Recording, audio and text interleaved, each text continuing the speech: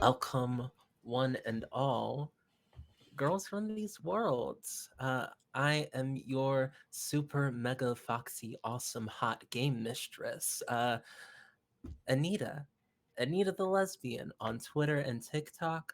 I use she, her pronouns, and we're going to be playing Invincible Sword Coven today, using the Invincible Sword Princess system by the inimitable Kazumi Chim. Follow them. They're incredible and intelligent, and I love them, and you will love them if you have good tastes. And you're here, so you do. Uh, Gosh, we're doing revenge. We're doing uh, a little bit of murder stuff. We're doing natural disaster stuff. We're doing a lot of things that might like evoke feelings of that are kind of hard to deal with. If you feel like you are not up to it tonight, um, it's chill. Log off. It's cool. We upload these later to YouTube. We as a community at Girls Run These Worlds want you, our community, to be good. So please, um, take care of yourselves and let's have a fun little time playing this game that I really like. I think these people around me really like this game. And speaking of these people around me, um, gosh, we are gonna go in the order that I did check-ins. So, matching, incredible, uh, heartwarming. Austin, do the thing. Uh, hey, my name Austin. Pronouns are he, they, she. I am playing Bellum. I was told to keep my intro short, and I don't remember what else I'm supposed to say. That's it. You did beautifully, babes. Allison, uh, gosh, genius writer. Love you. That was 4 words. Say the thing. I'm Allison Mulder. I will be playing Howl, formerly the baby, then the hunted, and now the searching. Both of our pronouns are she, her. Yeah. uh, Elite Four, elite in all of our hearts. I've broken the 3 word rule. Aki, you bring that out of me. Do the thing. Hello, I'm Aki. My pronouns are she, her, and I'll be playing Althea, pronouns she, they. Used to be the eldest, then the warrior who didn't do much worrying, and now the ancient. Just thumbs up. uh, Next up, um, uh, God, I'm emotional thinking about this person, and I'ma speak forever. Jazz, um, who are you? What do you do? I'm Jean Valjean. No, I'm Jazz, also known as Indiscoria on Twitter. My pronouns are she, they. I am playing Fester, whose pronouns are they, them, and they were the ostracized. Now they're the spark. Um, Big homie from way way back. You my dude. Take the stage. Thank you so much. My name is Maud, aka the Dainty Funk. I use they them pronouns, and today I will be playing Gloribel, who uses she they pronouns, previously known as the bereaved, now the vengeful. Um, Anybody. We are at our last inspiration point for this campaign. Who wants to recap um, anything important just throughout this game that we've done? Um, who who wants to claim the last inspiration, take up that mantle?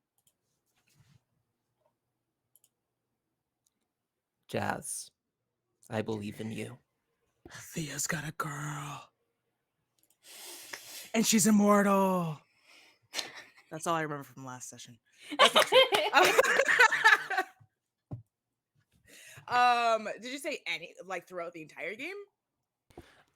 Anything important that you really want. If you just want it to be like this past session, that's cool too. I Anything you mean, want to bring whichever. up? I mean, yeah. Anything important? The siblings were separated. Now they are together. They had several heart wrenching moments where we all realized that we were grieving in our own ways. Uh, Bellum's paramour is a volcano. That's cool, I guess. We killed one of our. Did we kill her? We killed her. She was a skeleton, but then she got swallowed by the earth.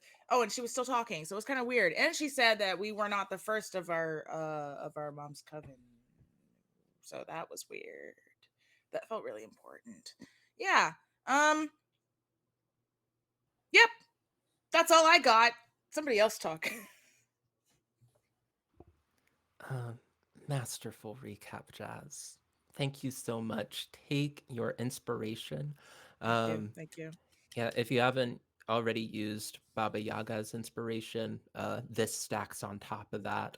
Uh, to our lovely viewers, you can like help make my villain's day specifically a little bit worse by doing what Baba Yaga did and giving some channel inspiration to our intrepid heroes. But does anybody else have anything to add to Jazz's recap?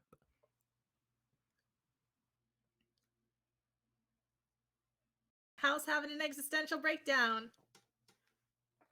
That is true.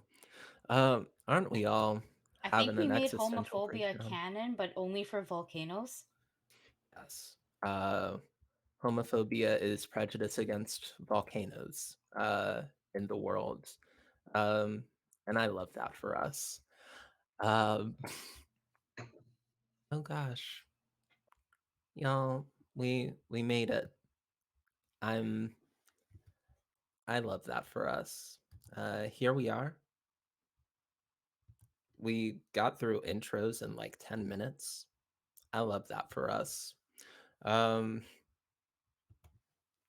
episode 4, Homegoing of Invincible Sword Coven starts now.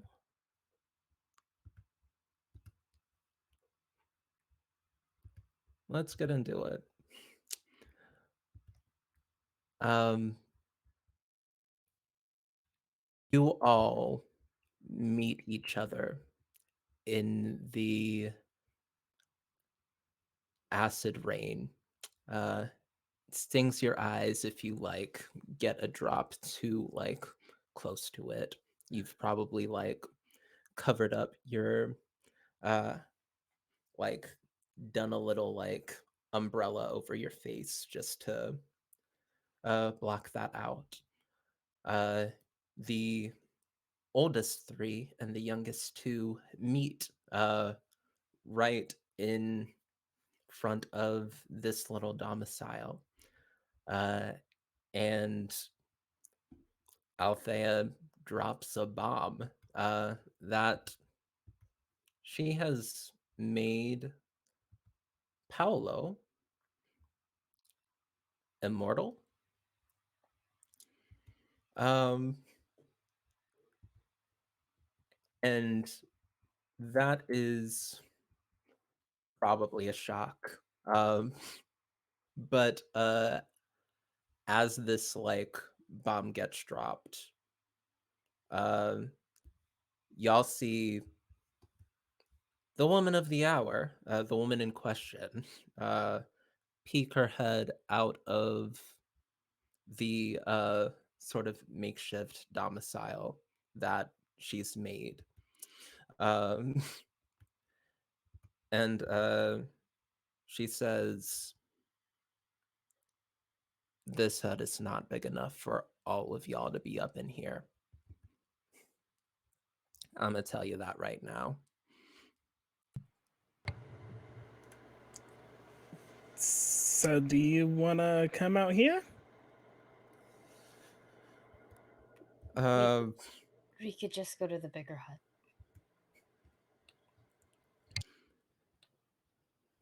like Don't we have planning to do or something?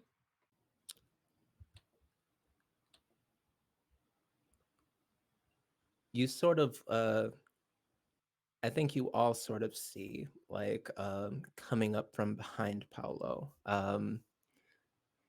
Bellum's paramour, sort of like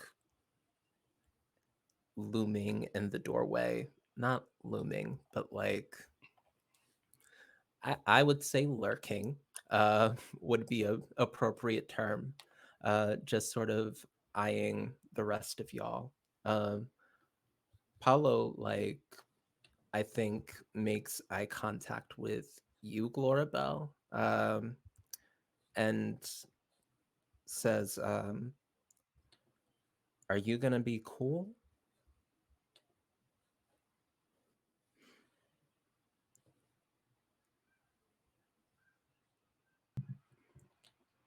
If the world ending is dependent on whether I stay cool or not, I can be cool.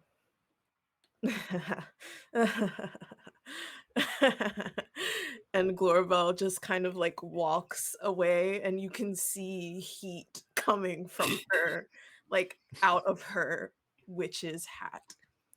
That's not acid. Um, like, I think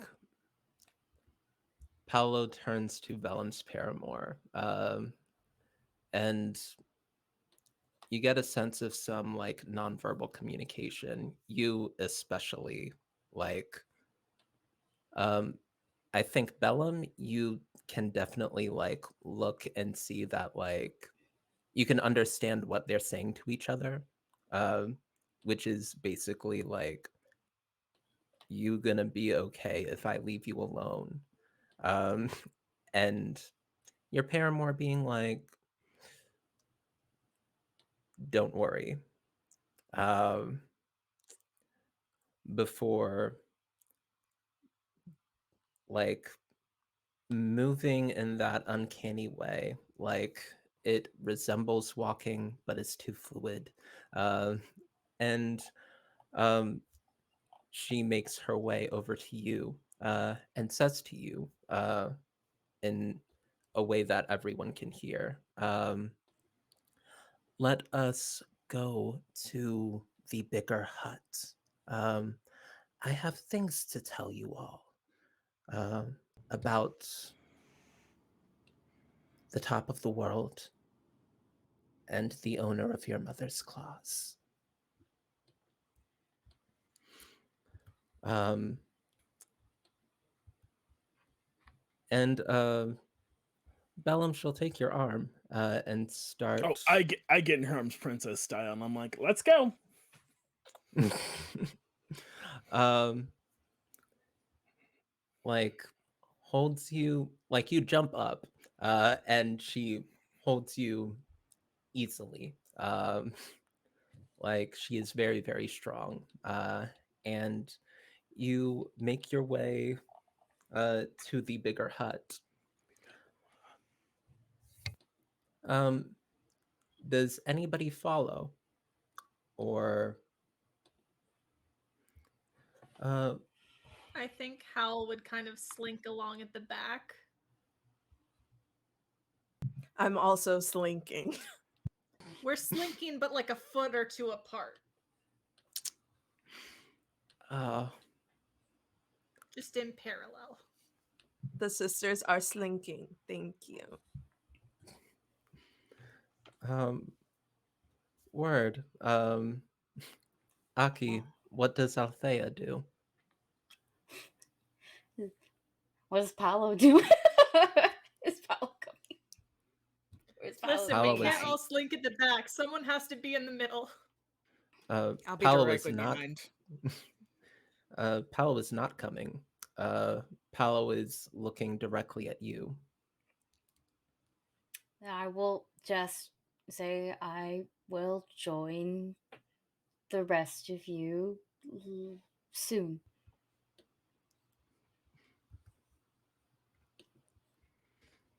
Fester's already following Bellum and Paramore.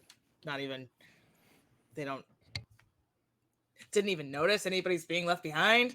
Yeah. Um, word.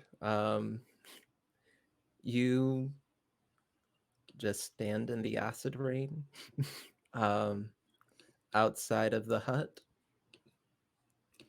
I What? mean, uh, What's the vibe? uh, well, is she still in the other hut?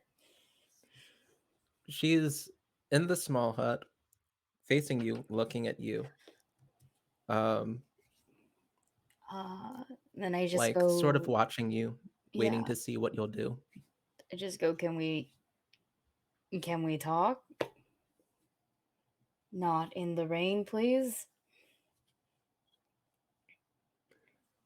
Um, she will lean out of the doorway and like into the space. And you take that as an invitation. And since I've been invited, I will enter. And probably immediately have to like talk at like like a 95-degree angle or something like that. Um, she is about your height. Man. That Yeah, big. like yeah, y'all are both comparable. Okay, Um, okay. Never mind then, because I would assume she would at least make if she is that big, then she would make the hut. yes. Uh, Yeah. she made the hut for herself tall. Um, but as you walk into the smaller hut, we are going to get down to business in the bigger hut, um, where people aren't doing gay stuff. People are planning vengeance. Do the Um, plot. Do the plot. well, one of No, us is Bellum doing is gay stuff. Bellum. Vengeance planning is gay. I just want to point that out. Yeah, and Bellum is still in Paramore's arms, princess style. So it's very gay in here, actually. Yeah, it's gay in here. I don't know why I said that it wasn't gay in here. It's always gay in here. Um, we smash cut to a scene where uh, everyone is in the bugger hut. How are people seated? Like, what is the You know uh? where I'm seated. I Ugh. oh, I do know. I do know where you're seated. And Um, I'm far away from wherever they are. Let I'm that be known. also I'm far away from everybody else, but in parallel, again, probably a few feet apart from Glorabel in parallel. But still kind of bundled up in all of my clothing nest huddle. um, I think y'all are weird. Yeah, like beyond the fact that like she's a little different, this is weird, Bellum. I'm just sitting. You never Hmm. sat on your partner's lap before? Not in front of my sisters, no. Are you saying you have a partner? Gotcha. Wait, for real. No, because you have to tell us that. I am hundreds of years old. I've had, a couple flings here and there. Oh I my don't have a partner god. currently. um, like I hate this. I think I hate I this. uh I think Vellum, you hear in that nonverbal way that you've learned to communicate. Um like sentiment of like there have been very few war rooms that like she has been privy to where like generals sit on each other's lap and we are like preparing for a business thing like Can I see she if doesn't give a um, fuck but like is it possible at all for someone who is not um with Paramore to assess or to sense the what she's saying? You Because I can want to tell that clock on the fact that Bellum is the one being weird. you can tell that they are communicating. You cannot tell what.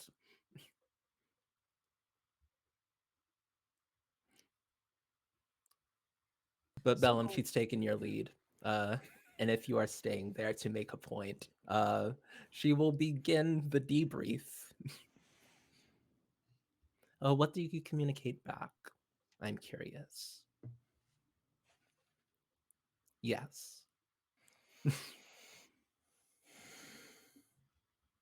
That is time to start the debrief. And start she does. Um, like, she is, even with the very, even with like the distracting posing, the tone of her voice, and the sort of way that she presents information is very business, very dry, very clear cut. Um, at the very top of the world, there is an island with a volcano that leads to the center of the world. This island is surrounded by ocean, 100-foot waves, sea monster infested waters. On the island are dogs, but not dogs like you, dogs like me. At the caldera is the holder of the claws. And through the caldera is Mother Earth, is Mater Earth. Uh, she will know where the last thief will be.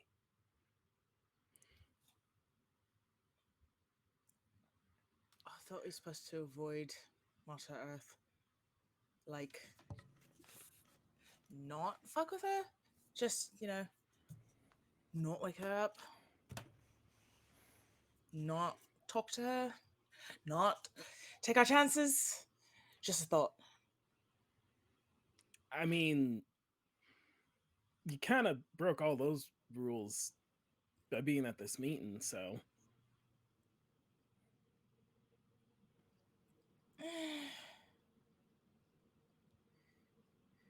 you want to find mom's killers, yeah?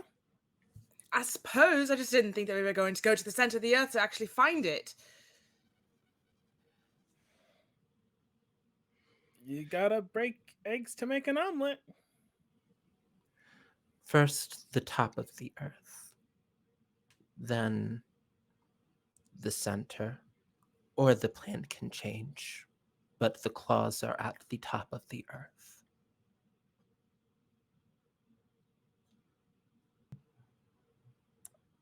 what is your relationship to Mater Earth? Um, yeah, she'll turn her head to face you. You can see that the lines in her face grow sharper. She, you can tell that she is getting a, she is just in general a little defensive around you. Go ahead and make a princess roll.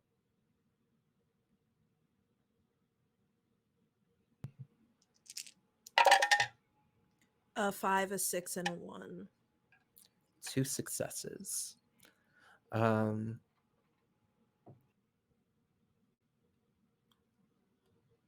she is my mother. I believe. Creator? The words are difficult. But I am uh, a part of her.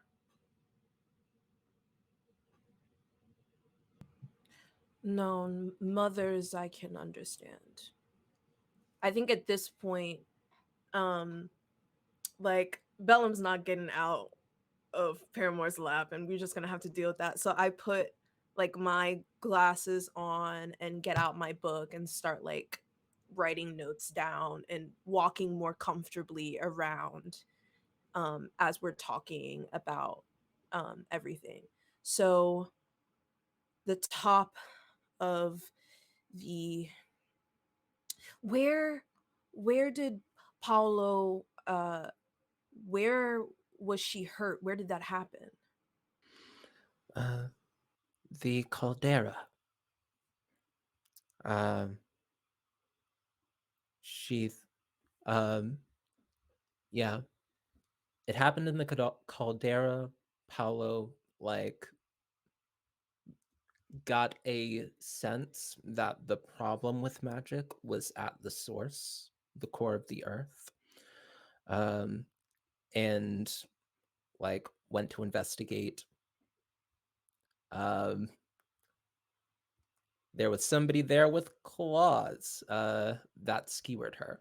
Um, so that's a thing. Paolo also just wasn't prepared to fight anyone, was just gonna go scout out an empty volcano in the middle of nowhere, and then found a bunch of dangerous earth dogs and a very practiced killer with some very large claws, very familiar claws.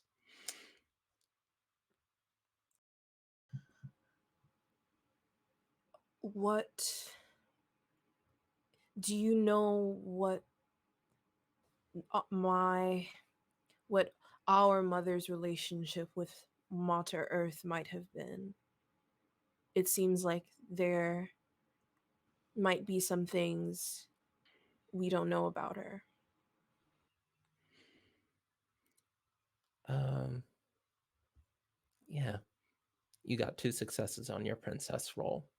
Um, she will say, um,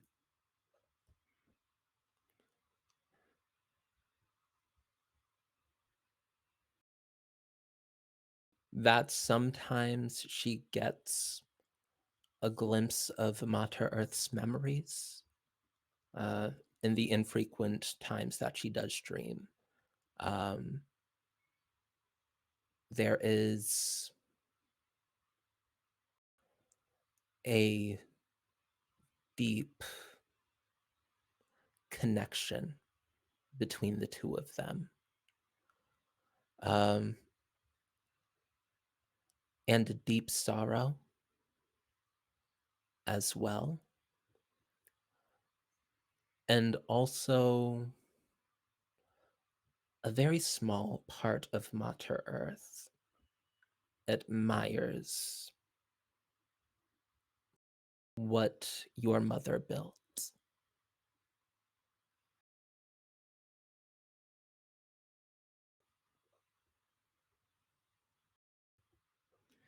It is a very small part, though. There is rage there as well.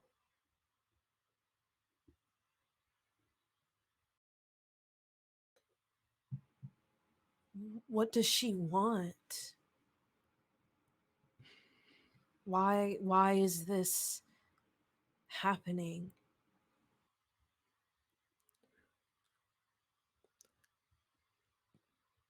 Um, she was not a mother like that. She did make me, but I do not know her. I think I only am her. Dialed down by several degrees.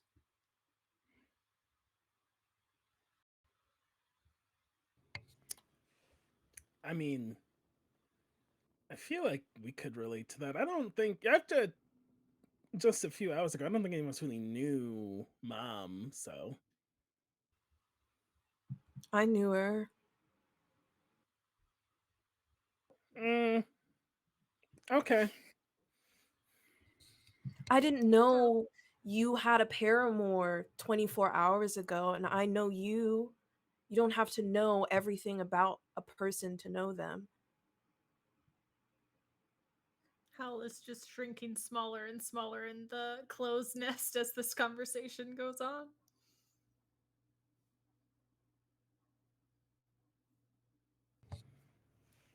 Hey, little buddy, you okay over there? I just I want to talk less and I want to find who did it and I want to not talk about it. Okay, I mean, we should definitely unpack that later, but that's fair. Um, Bellum, your paramour speaks up. Um, the water will be a problem. Um, over top of the waves. Travel there is almost impossible. It may take months, and it will almost certainly be deadly. Um, you all learned to travel over land. Sea is different, uh, stranger. Teleporting would be our best option. I feel like that's a terrible idea. I just want to say, just, you know, Well, you just speaking gotta from. do it right. No, didn't do it wrong. Exactly. That's fine. Thea's not here. I didn't do it wrong. I just was very, very You dangerous. teleported? Yes, maybe. Please don't tell Thea. When? Please. A week ago or so, I don't know. I was trying to find Bellum, and they pulled up the gates to the city. So Fester, that's incredible. You teleported? it is. Yeah. Glorabelle I walks did. up to Fester and starts inspecting their body. Like, What? incredible. And is putting down like multicolored different lenses on her glasses and everything. I mean, by yourself? Yes. I well, okay. This is very flattering, don't get me wrong. I do want to emphasize that it was incredibly dangerous. I went a bit off course. I think I saw the center Well, of the yes, earth, and it because was. you teleported on your own. Teleportation is a spell that witches do by the coven. They don't do it alone. I thought I could do it. It's not that. It wasn't that far. I just. You're not listening to me. I saw the center of the earth, and it was very terrifying. Yeah, but you were alone. Okay. Okay. Okay. And we're not now.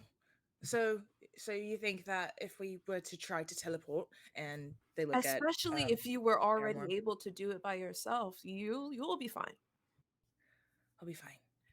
Okay. Sure. Okay. Sure, why not? You know, the world is ending. It's fine. Oh, I didn't Um, get very many teleporting lessons before everything. Well, Paramore mentioned it like it was an option she could offer to us. So, Paramore, um, she sort of like, uh, I think Bellum, you would notice first because you're in her lap. Um, her eyes turned from like the regular like flame bonfire to molten rock, like as Fester spoke. Um, this only happens when she is very closely analyzing something. Um, and she says teleportation can be done by one witch. Usually it takes centuries of training, at least according to Paolo. Uh, Paolo has learned to do it safely. Mater Earth is angry, and if she sees you, she can make your day unpleasant, your travel unpleasant. Um, Paolo has learned to, uh, yeah, she will say, Paolo has learned to disguise herself. And she opens up her palm, and five, no, one, two, three, four, five. Yes, five seeds come out of it. Uh, in her palm, she offers them out to all of you.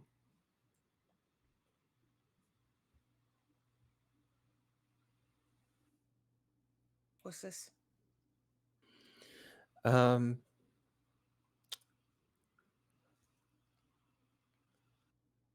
like,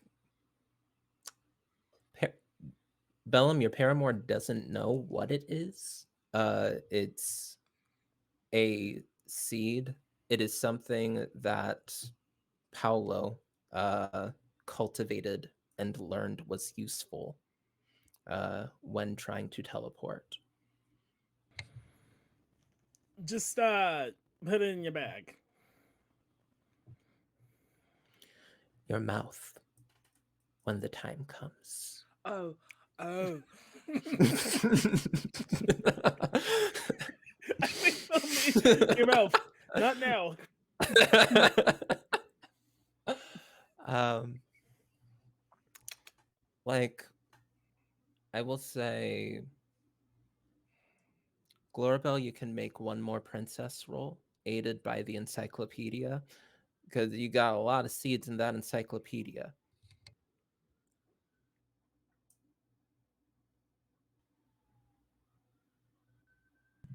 Three fours and a 2. 3 successes. Um, yeah, like, you can quickly find the seed that this references, and you recognize it almost immediately. Can pull up the page, and um, you see fever fennel is what Bellum's paramour has handed you. It is a seed that is highly poisonous. If injected, it will raise your body temperature up to, if you're a normal mortal, it's going to kill you. Y'all are made of tougher stock, though. Uh, and it's apparently, and you can probably survive it. It's not going to be pleasant, though. Um,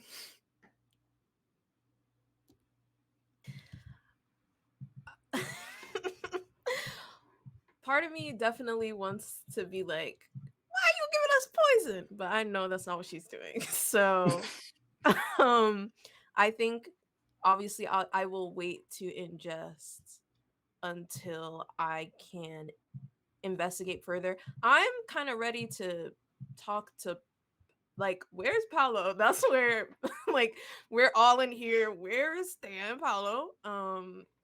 That's where I think my mind starts to go. and as the pages of the book flip and we find fever fennel, highly poisonous seed, um, and you sort of like slowly look up, um, we cut uh, over through the acid rain that is getting heavier, and falling a lot quicker. Thunder, lightning. It's looking to be a bad storm. Uh, and we cut back to uh, Althea entering the hut. Paolo turns after you come in and says, "Quest giver? Really?" I mean, I'm not wrong. That's kind of how we met. And then I start sneezing a couple times because motherfuckers are talking about me in a different place. It's like, oh god, okay, maybe I'm allergic to acid rain. This is new. Um, make a princess roll, Thea, if you would. 5 and a 1, so 1's success. Um, you get a little bit of insight in on her. She gets a little bit of insight in on you. I think the insight that you gather is that she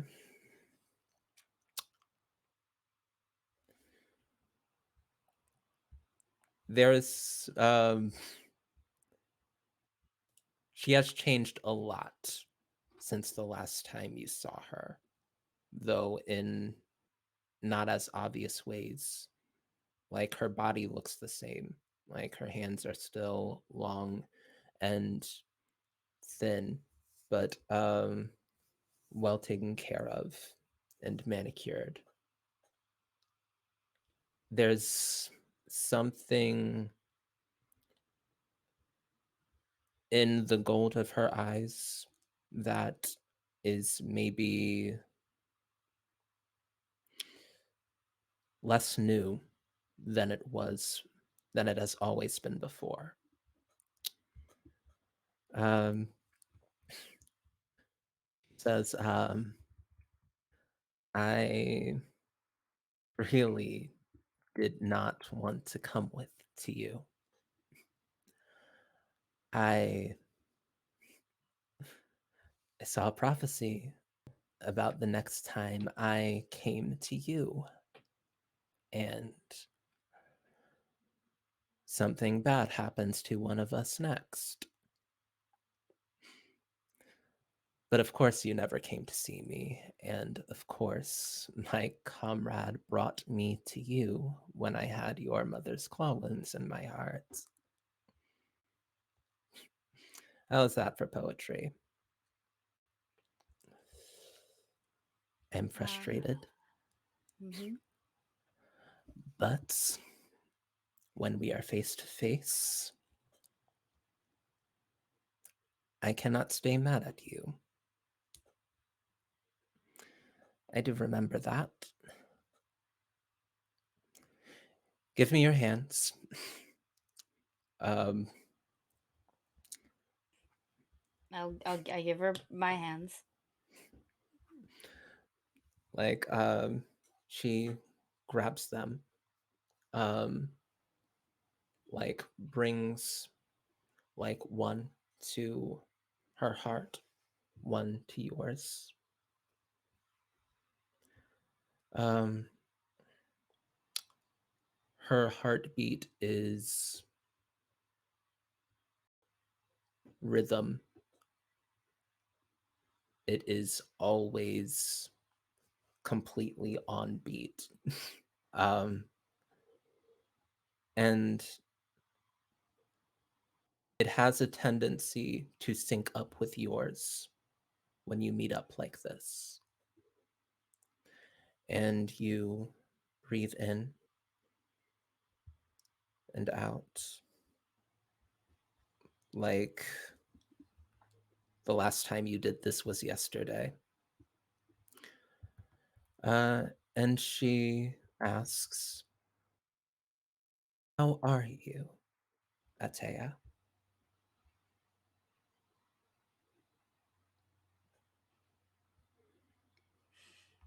So you see Thea kind of just like look like she's ready to.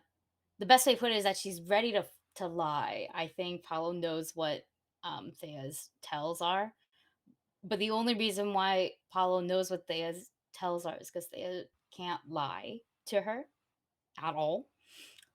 Um, and so they all just go, huh, okay,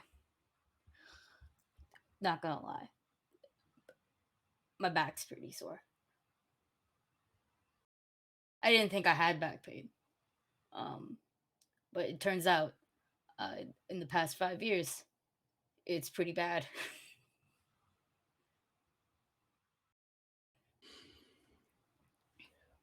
Um, she um she sort of yeah, she takes a deep breath uh and um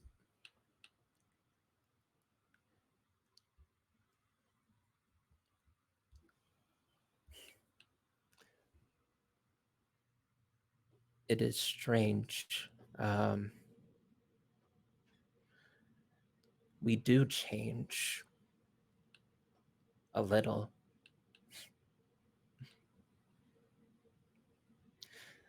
It is comforting to hear that you change as well. Um, she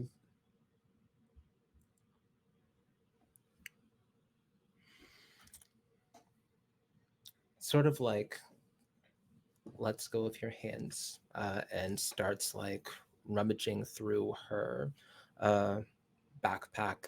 It is enchanted, much deeper. There are a lot of medical supplies and musical instruments and all sorts of things that she keeps on her all the time that are kind of nonsensical for just being on the road as much as she is. But that's Paolo. Um, and as she rummages, she says, "Do you remember Troy? You advised the Achaeans. I helped the Trojans." She takes out a mortar and pestle. Uh, you always knew how to pick the winning team. Never saw a mortal warrior as deadly as that emotional little twink you took under your wing. And that scheming little aggressively heterosexual bastard was such a thorn in our side. I think My it helped a memories. little bit that I knew who was on the other side. I'm sorry. I did not hear. I What? said, Thea says, well, I think it helped a little bit that I knew ahead of time who was on the other side. Oh, I never could hide things from you. She takes out like a little bit of a paste and like smothers it in bandages. Like packs it in, sandwiches it in between bandages, and like sort of creates not fire, but like light. That's another one of her things.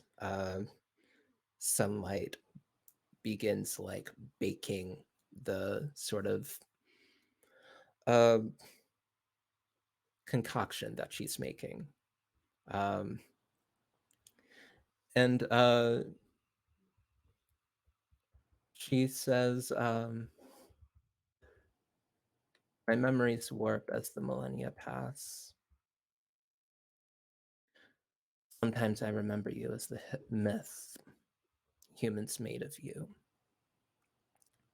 the wise, brave warrior. I forget you are ridiculous and a coward, and that you still have my heart. Uh, Here, keep this. Um, like, wrap the coverings around your back. It might help. You can't reach my back. It's just a really big back. And I don't have another set of arms. It would be great if someone in here who has another set of arms were not to be able to summon, my bad. But I look directly at Paula and just go, Fester taught me that. I don't, the lingo is weird now.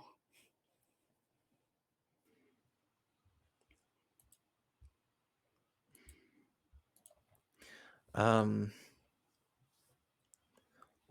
like,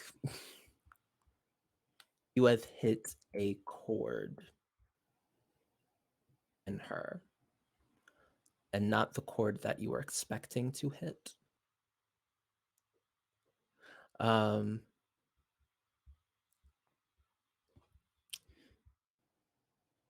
she she rises, um, and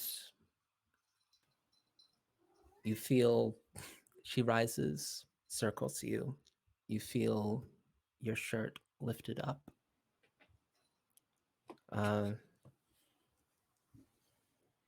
and gentle hands, medicinal hands, like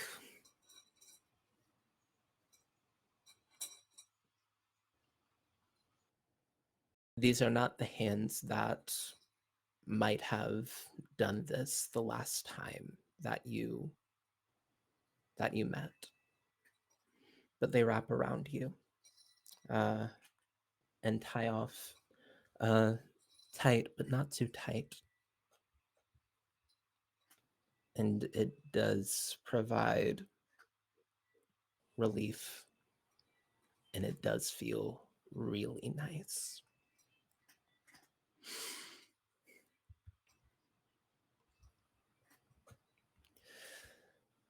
You do good Um, work still.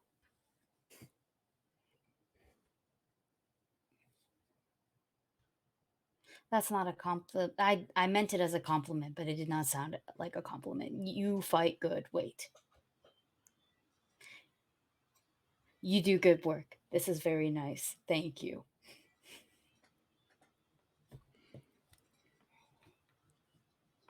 um, she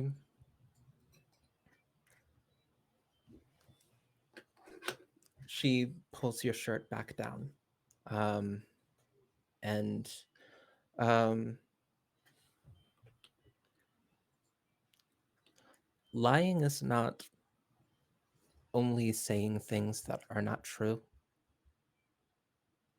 Lying is withholding when you two are so close to one another, and when you two are so close, when you two have had so much history, you can tell she is trying to lie to you in this moment.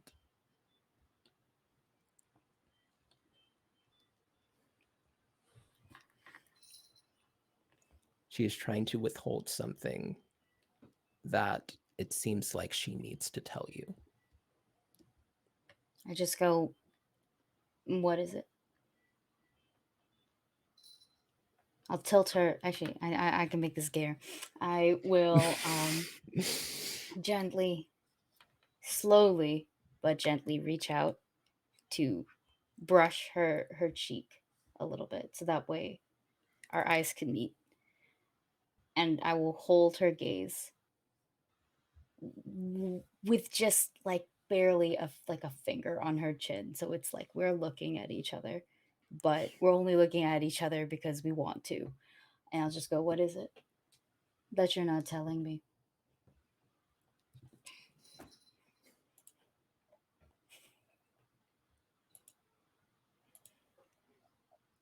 That is not fair.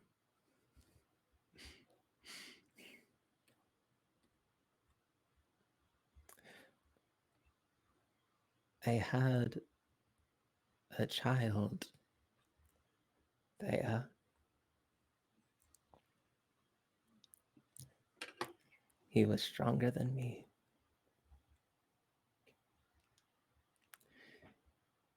He could have been a greater witch than both of us combined if I had taught him everything I knew. This was true. But I gave you a promise that I would teach no one everything I knew. We are witches. I made a promise, and you have my heart. I did not dare break it. He grew old, and he died. Children are supposed to bury their mothers, not the other way around, Atea. You do not know how lucky you are.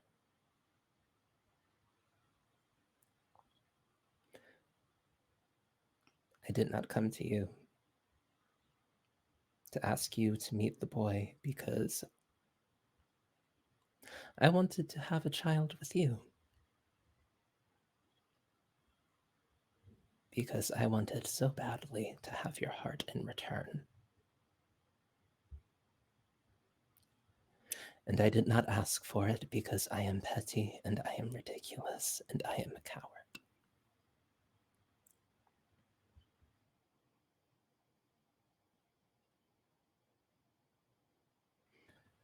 Forgive me.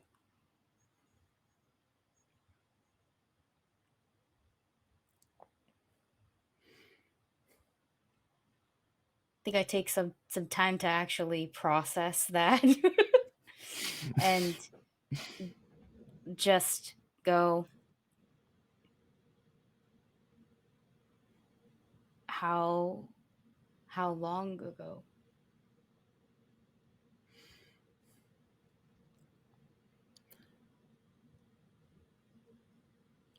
100, 300. You know how time passes when you are in a state. I'm more aware of it. I write so I don't forget. You get a certain age, and that's what happens. I don't know if you've reached that age yet. Doesn't matter, Thea.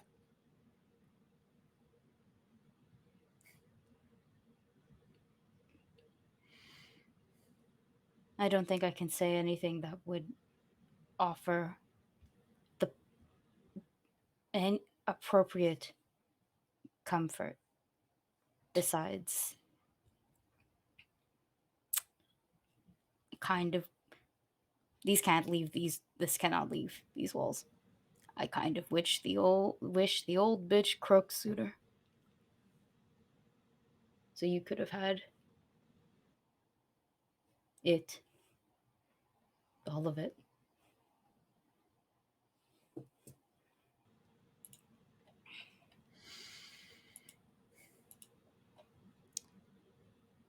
You know what the worst part is? I really like your siblings. I think I would have liked to know them. The older one has healer's hands. Even though they are weirdly homophobic. I do not know what volcano hurt her, but No. she really needs to check that. Glorabelle is nothing if not worried and tired and studious and a little. Yes, she is. She is a little spiteful, but that spite is good in this world. It keeps you going, and she does not stop. I do not think she can stop, but I am still nonetheless very very happy to have her. Now she is homophobic and all.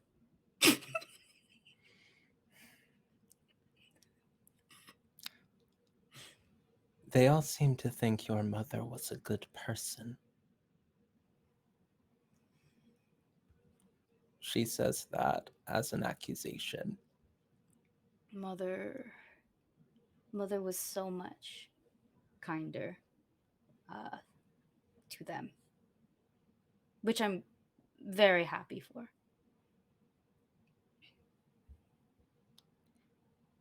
They have done battle and taken lives in her name, believing that she was always who they knew. And you and I both know whoever is behind your mother's death probably had very good reason to kill her. He did. Why do you let them kill for a woman that did not exist?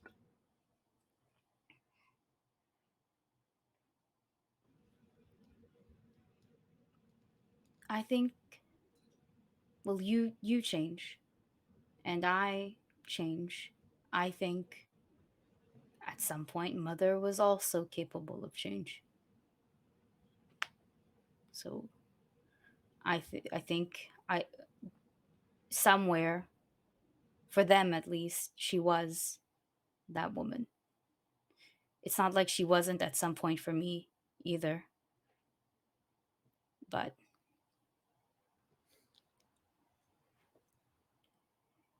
she was so nasty when they were away.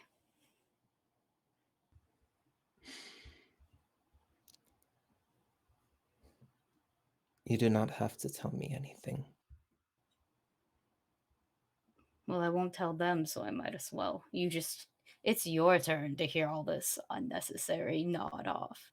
I'm going to with no, I don't know what I'm trying to say anymore. I have opened up. Look at what you've done.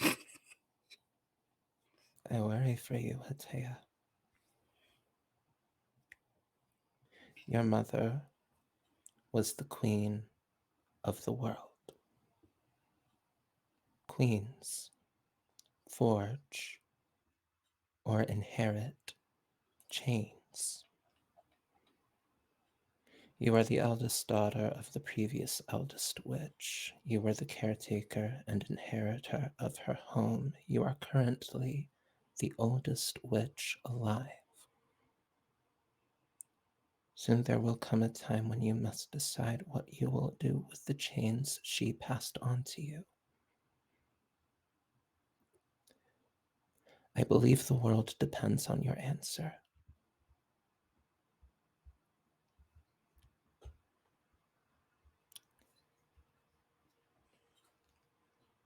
I've only ever kept going and fighting and protecting for them, my siblings, my coven. And so as long as this world decides to exist, I will decide to keep it.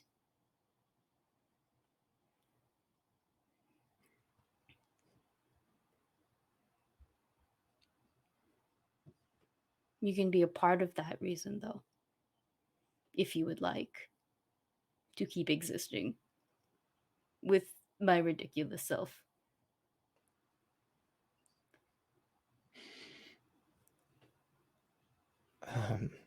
You see a struggle.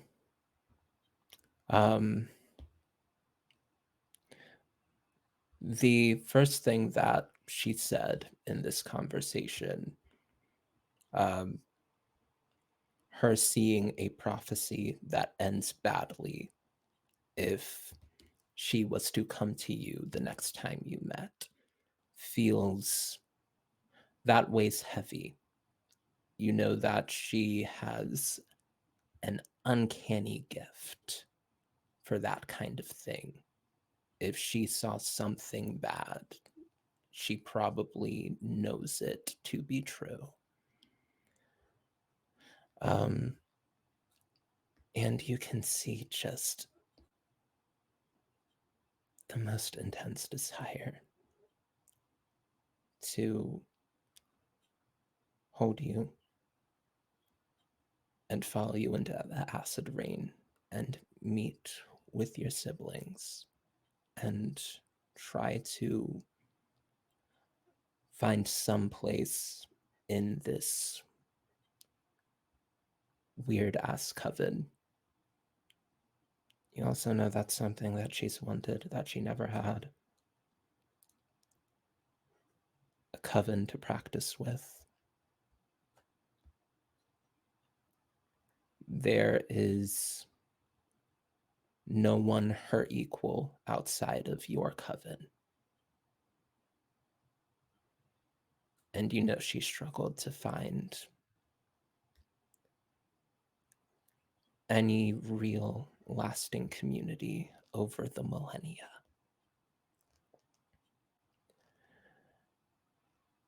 And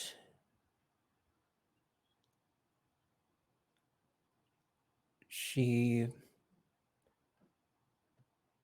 you see her for a split second decide to reach a hand to cup your face like it did so long ago. And just as you're about to feel her fingertips, an earthquake shakes the entirety of this space. And all around you, all in both huts, uh, you all see red eyes blink into existence, and thunder and lightning shake the premises. Um, and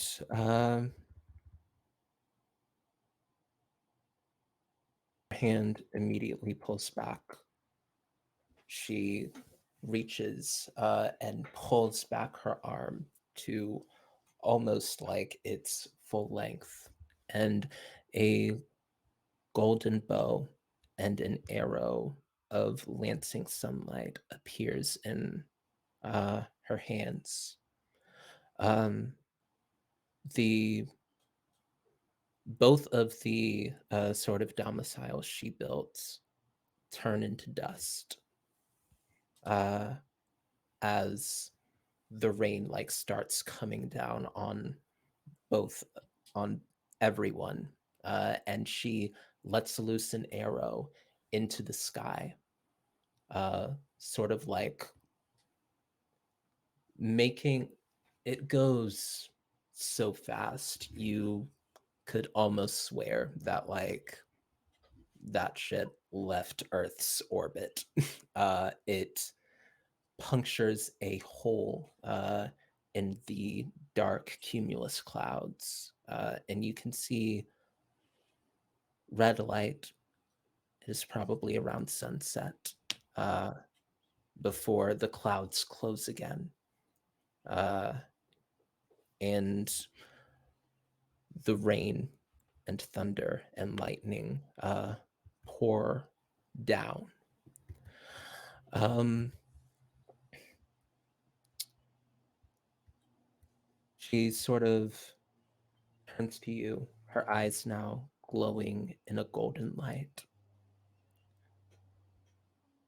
I suppose that is our time. Farewell. Always cocked blocked by the universe. And I just pull out my own swords. A little bit upset. We were having a moment. Uh, Farewell, Atea. I will not join you in your quest at the top of the world. Maybe in the next life we shall meet again. Um, you see her take out a seed um, from her pack. Before Pop she it. goes, before she pops anything, I'm just gonna look at her and just go somewhere only we know, and I'll let her do what she needs to do. Uh, she pops the seed like a pill.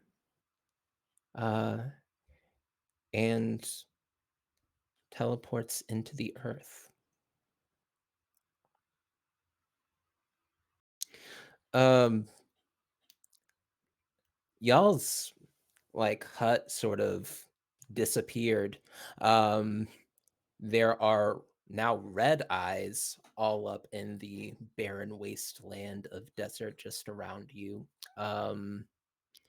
And Althea's weird Paolo has disappeared. Um, like I think Bellum, you feel yourself like you were sitting just like in her lap. You feel yourself like very quickly like thrust up like into the air as she stands like holding you. And Bellum's paramour says, "Oh,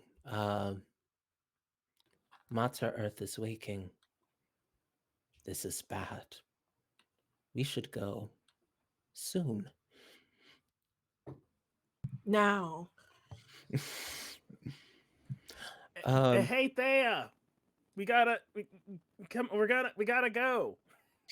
Yep, I'm coming. Okay, I'm gonna just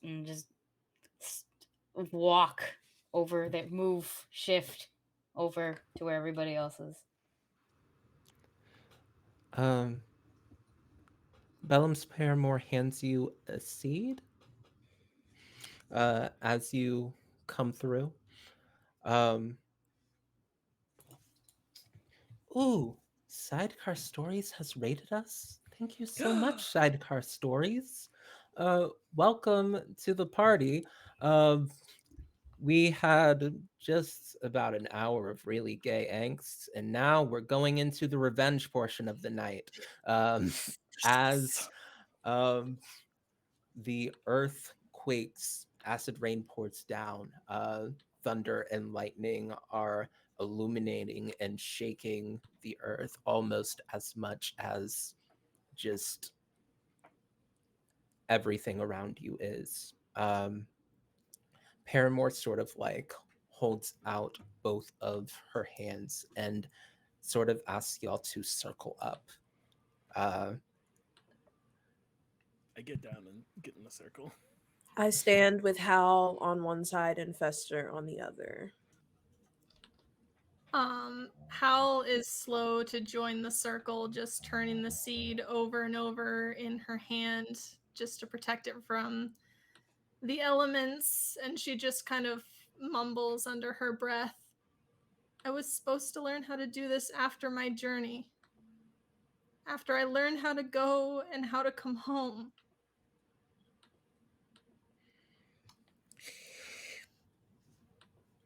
No time like the uh, present. like Bellum's paramour can take y'all. Like Bellum's paramour can like travel through the earth without magic and can bring you all along as well. Um, if y'all would feel more comfortable like teleporting on y'all's own, she can meet y'all there. But like she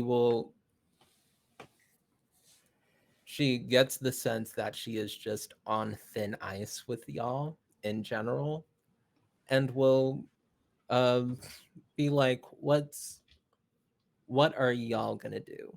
Are you getting a ride from Bellum's paramour, or are you uh teleporting there yourself? I think if this is offered, Hal is reeling enough from revelations about Mother and questioning everything and feeling unprepared that I think without a word she will go to Paramore's side and probably try and hold her hand just without, like, she's not bothered by Paramore, so I think she would go that route. Um, she takes your hand. Um, the seeds, they will help you shield yourself from her sight. They will be very painful, I think, but briefly. I think we'll be fine. Fester, there's another option. You don't have to do it this way. What's the other option? Going through the earth, I think, with Bellum's paramour. But I will also be here. So are you going to be teleporting alone then? Are you not going with Paramore? Oh, this seems like quite a incredible piece of magic. I want to experience it. I want to see if it works. I'm curious. That sort of thing can get you killed. You know that, right? It hasn't gotten me killed yet, and it's made me quite an incredible witch. My curiosity. Fester, you've grown up so much within these past few days. I just feel like This was not the whiplash I was prepared for. I'm a bit worried, I admit. And it's nothing against you, Paramore. Absolutely not. It's just that I feel that it would, if it's supposed to be done with a coven, I would want to be with my coven to help them do it. Then do you want to help do it? You seem very antsy about this. I'm incredibly terrified, but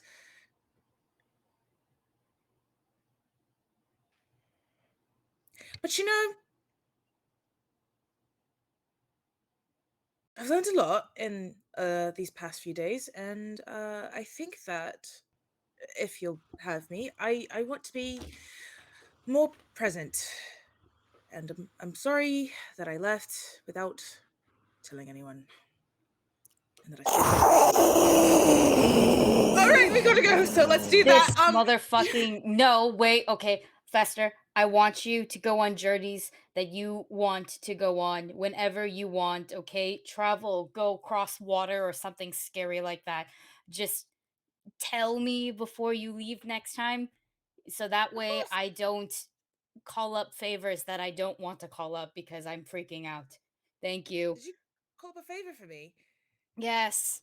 We Because you have didn't Oh, to say go. We have to okay. go Yes, right you're right. now. You're right. You're right. I'm sorry. Alright, are we hatching a ride with the paramour? Or are we taking these fire seeds? 1, 2, and I take my seed on 3. Like either way, you have to take the fire seed to be able to travel through the earth.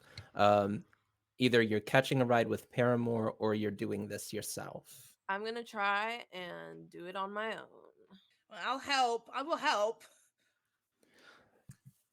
It's an individual teleportation thing, right? With the fire seed. The fire seed Or hides us from Mother Earth. Teleportation in ah, general is going through the earth. So got it, got it. regardless of how we, yeah, the fire Yeah. seed just hides us. Paramore will sort of like, it is very hard to hear anything. You have to shout to talk to each other, but like with Paramore, it seems easy. It rumbles like and hits you in your chest. Um, you like the more of you that like combine your powers to do this, the better. Um, make sure you take the seed. Also, make sure you close your eyes. It should be easier with the seed. To resist, but like close your eyes, try to stay together, and try to focus on where you want to go. I do Um, think that as Howl is holding Paramore's hand in one, she's gonna kind of stretch her hand out just if anyone else wants to take it. But I mean, I'm on Paramore's other hand.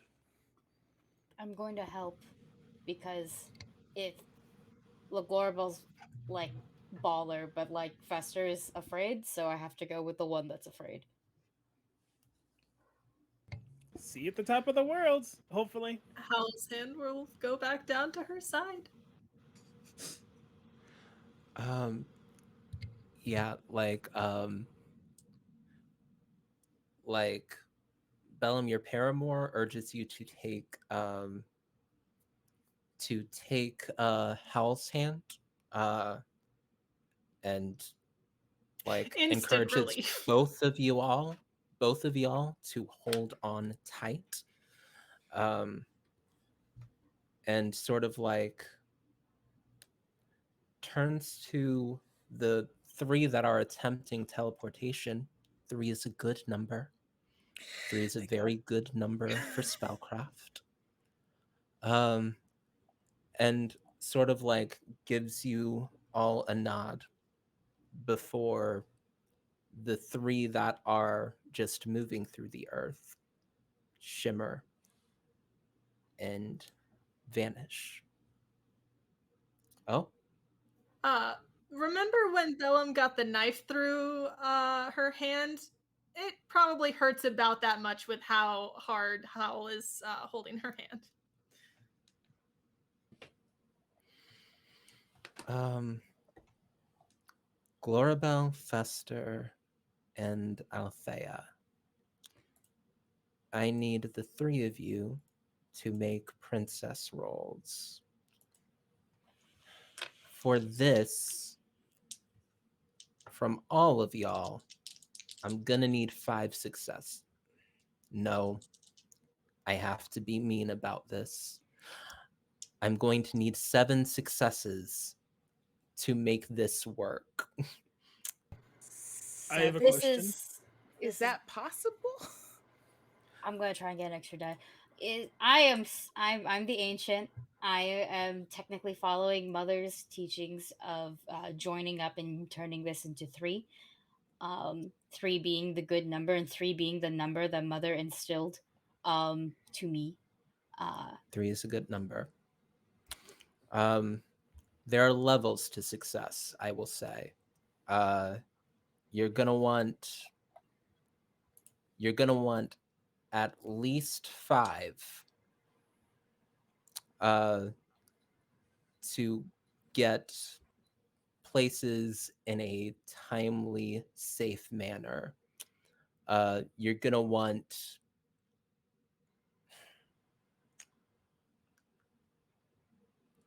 4 and up is not catastrophic.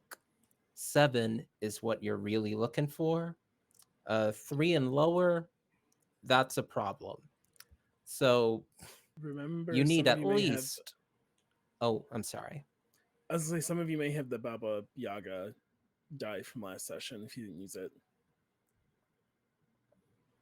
Um, Mother's sacred artifact, the Baba Yaga thing. uh, we are going to kill another one of our mother's killers. So can I add a die because I'm the vengeful?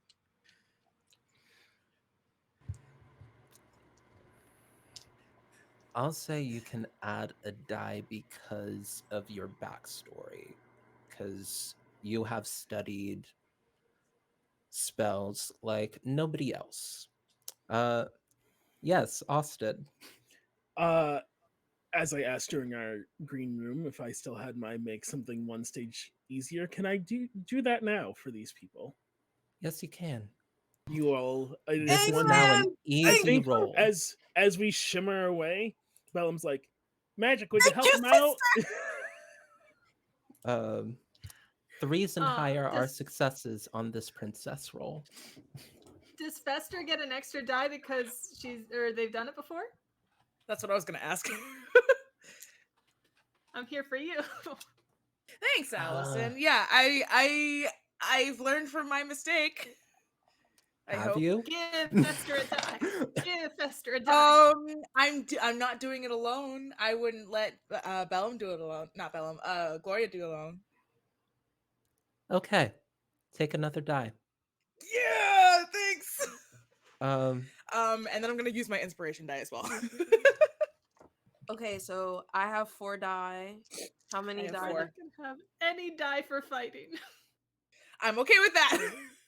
I just want to get there. Try not to um, die. princess rolls, please. Was I Okay, able to get my extra die from being ancient? That's not going to be an extra die to help you out in this situation. Boo! Boo! Boo! Anita, I'm throwing boo! tomatoes, tomato. Tomato Okay, me as much as you want. I told you from jump. Teleportation is dangerous. you said it was the best way to go. In the finale, we rebel. 2 5s. 2 6s. A 5 and a 6. 6 successes. Um, Like, and come nobody on. got threes, right? No, it was Nobody got. all 5s and 6s. I had 2 1s, so no. Same, 2 1s. Um, as the three of you disappear and the rain falls, the thunder crashes, the earth breaks apart. We're gonna cut the break. Fuck! Thank you so much to Girls Run These Worlds for hosting this little romp of ours. We're gonna give 15 minutes of break time to for people to go get some water, go take their meds, and for people to go subscribe to the Twitch and YouTube channels. Please subscribe to the YouTube channel where you can watch the entirety of all of our stuff that we do. We have so many incredible programs up for your viewing leisure. So please see more Girls Running Worlds. With that, we are going to take a 15-minute break. I will see y'all very, very soon. Peace.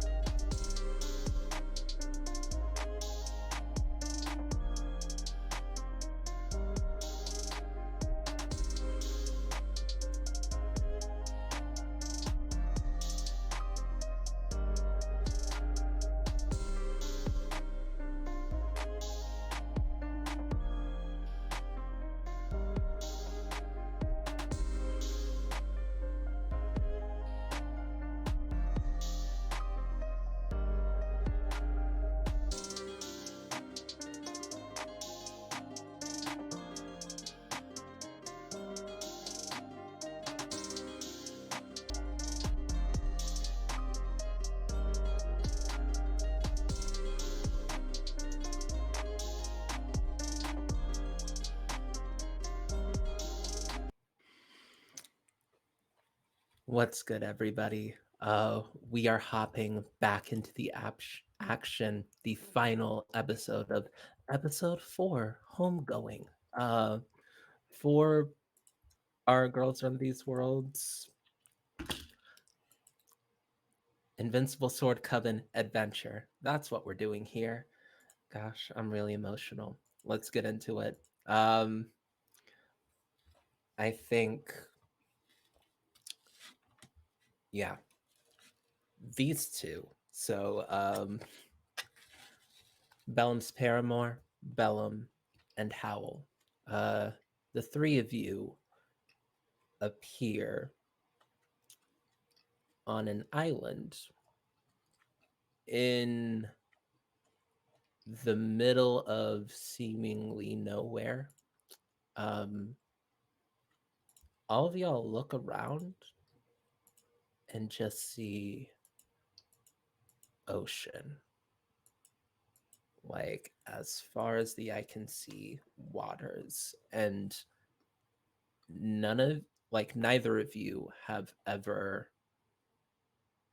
sort of sailed before, really. Like, you smell the salt spray of the ocean, the just going on forever of just the vast seas, the vast blue fields before you. It's Oh, it's honestly a little breathtaking. that's all. Oh, Um, and you look around, you smell the salt sea foam, and you smell something else. Ash. And you turn around and face the center of the island. And there is honestly a pretty normal looking volcano, at least. It's not like incredibly tall. It is normal as volcanoes go. You've seen bigger, you've seen more impressive, but it feels and I think how, even though you're young and new to this training, you can sense the power and the depth of this volcano. And turning around, you see that it is spewing ash and firelight. Um, it is lighting the sky mostly black and ash strewn, but also with tinges of red and with little gouts of flame sparking up as it goes up and into the clouds. Um, you look above you and see that the volcano must have been in this state for a little while because there is ash covering just the sky um, as you turn like above this island place. Um, and you sort of take a breath and notice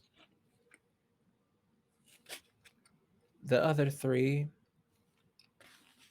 haven't come through. Um, and Bellum, your paramour, says they have been delayed. Oh, so should we play cards or something while we wait? Um, and as soon as you ask that question, your paramour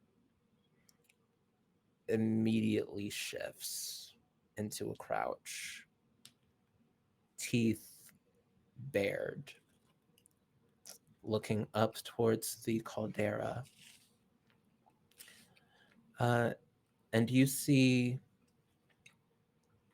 three humanoid-ish figures walking down the caldera towards you, along with a pack of canine shapes, also like among their number and walking down the caldera. Hey, Yeah, hey, Anita.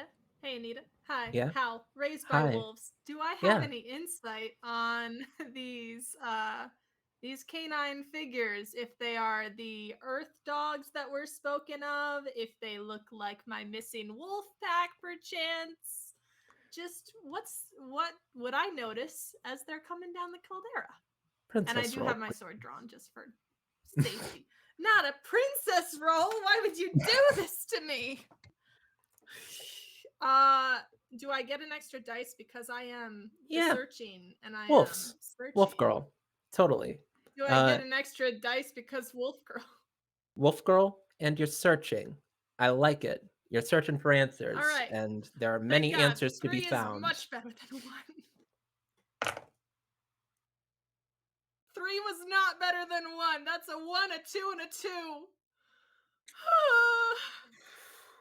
I'm just Um, so shaken up by everything. Oh God. you would get insight. You would. Uh, dogs are totally your thing. But as the figures come down and they sort of stop being backlit as much, something completely distracts and like subverts your attention from the dogs. As you see one of the three figures is very, very familiar to you. It is Mother, her body, as you last saw her, but different. Her face and skin look to have been integrated and melded with the bark of the ancient tree that you used to live in. Her claws are gone. Um, her eyes do not hold any hints of life. Her jewels and her cloak are not there, obviously. And in her hands, she holds a familiar sword, your eldest sister's sword. And she is coming down the hill towards you, along with, I think Bellum would be able to see two others. One sort of like, kind of like a mountain, like something like Paramore. Um, but you can tell that Paramore and this creature are immediately at odds with one another. Um, like on sight, she bared her teeth and got into a crouch. Um, you see the other humanoid figure with claws and like a full suit of metal armor that seems to be like very intentionally and carefully um m- like melded to their body with claws extended, uh like stalking towards you, and a host of wolves um that look like earth wolves, but they don't cess like earth wolves. It is almost as if like the outside of them have been converted to magma, and like the outside of their diamond teeth are as strong uh, as what your paramour is made of, but the other, but inside, it does not have that density, that same feel that your paramour does. Ma? There is no recognition. No, yeah. I am like, okay. I didn't look at Paramore. All right, you want to fight the mountain lady? Okay, that's good. Uh, and I try to look at Hal. Okay, now Hal, I know you've had a long day, and I'm sure this is very confusing. That's not Ma. Well, it is, but it's not. Anyway, I want you to try and focus on the lady with Ma stuff, and I'll deal with Ma. Okay, you don't gotta deal with that. Okay. Thanks. Um, would be great if my sisters could make it to one thing on time, but that's okay. And They're coming, right? I really don't know. Let's see what happens. they are approaching. Well, sisters are. Yeah. We don't know. The enemies are approaching, uh, and you are at this present moment, for the first time since you're like going out on revenge, outnumbered. Mm, Can I do something to attempt to change that? Uh, I you I can know that I you can do go ahead. something right after we head Okay, okay. back to our teleportation coven. Task chain teleportation. I would like to start with Glorabel. Uh, I sort of initiated this experiment. Um, I would like to know how it feels at first as you combine with your siblings and feel the rush of falling deep into the earth and controlling your descent and using your will and your magic and your studies to decide where on Mater Earth you want to go. How does it feel? I think um my body has become a brushstroke. Its color and muddy and ombre and the moment in a motion blur. I feel like that personified. But still not inhuman. I'm still aware of my body and that it's going somewhere, but it feels the rush of everything feels like that, like I've become almost like an abstract thing.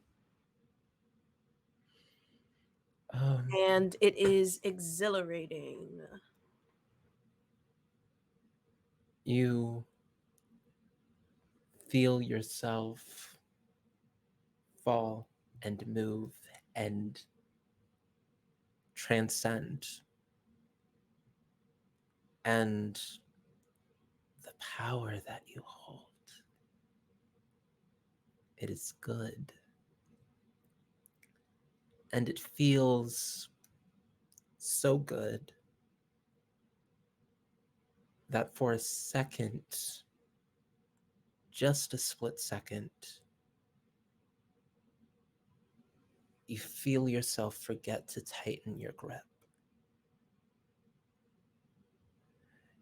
And a tiny spark of worry, like, goes through you as you reach your hands back. Uh, and find your siblings. Fester, um, what distracts you? What makes what makes this a bit of a detour? Oh, I think Fester was already distracted at the beginning before we even dove into the earth. Part of them was desperately wishing that they had all of their siblings to do this. Um, and they felt uh, lost and hurt and terrified out of their mind. Fester's not scared of a lot of stuff, but meeting meeting whatever it was that they met when they tried this the first time shook them to their core. And the thought of doing it again, uh, they just wanted some security. And in most aspects, I think that they just didn't want to do this at all and felt like they had to because they had pulled it off before. And it's just their sisters needed them. So and you manage to push down the fear at first for a bit because your sisters, your sisters need you. And then a pulse of, just a faint pulse of anxiety, of worry, of grasping, makes you remember your last time, and you find yourself falling down, not to the top of the world, but to its center, quicker and quicker. Althea,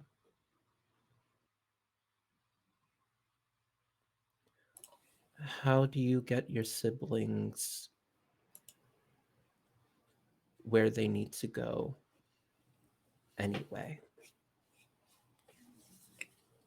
So I went I went because I know that, well, one Glory Bell could probably just do it by herself.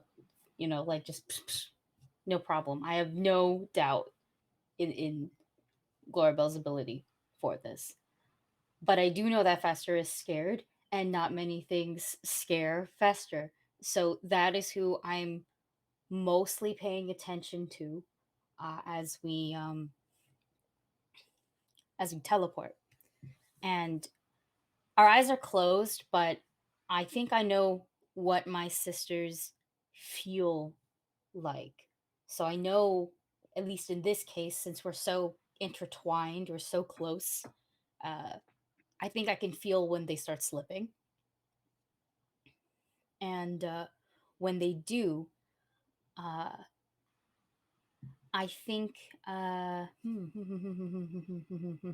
that might be too gross. So I think what I'm trying to think of how to describe something, and I realize that might be very gross. So I'm not gonna do that one. Instead, what I will do is, I think what happens is, the moment they feel like they're slipping or falling behind, or just breaking off entirely is the same like warm, gentle hands that Thea has kind of just grab onto them, onto their arms or shoulders, or it's not going to be a proper hug just because of the simple loopiness of all of this, but it's the feeling, it's like the warmth that counts, and it's like they feel instantly protected, or that they can follow through with this. It's that support from an adult figure, parent like figure that you need. Okay, it's one of those vibes. And as for Thea is not worried about this whatsoever. This ain't my first time teleporting. I think is what Thea thinks. And they're able to take us home. Well, not home, but take us to where we need to go, which is to our other siblings. You find yourself rocketing towards the Earth's center. And just in time, just before we reach into a place where Mater Earth can reach back, there is a focusing of energy, a shift, uh, and you find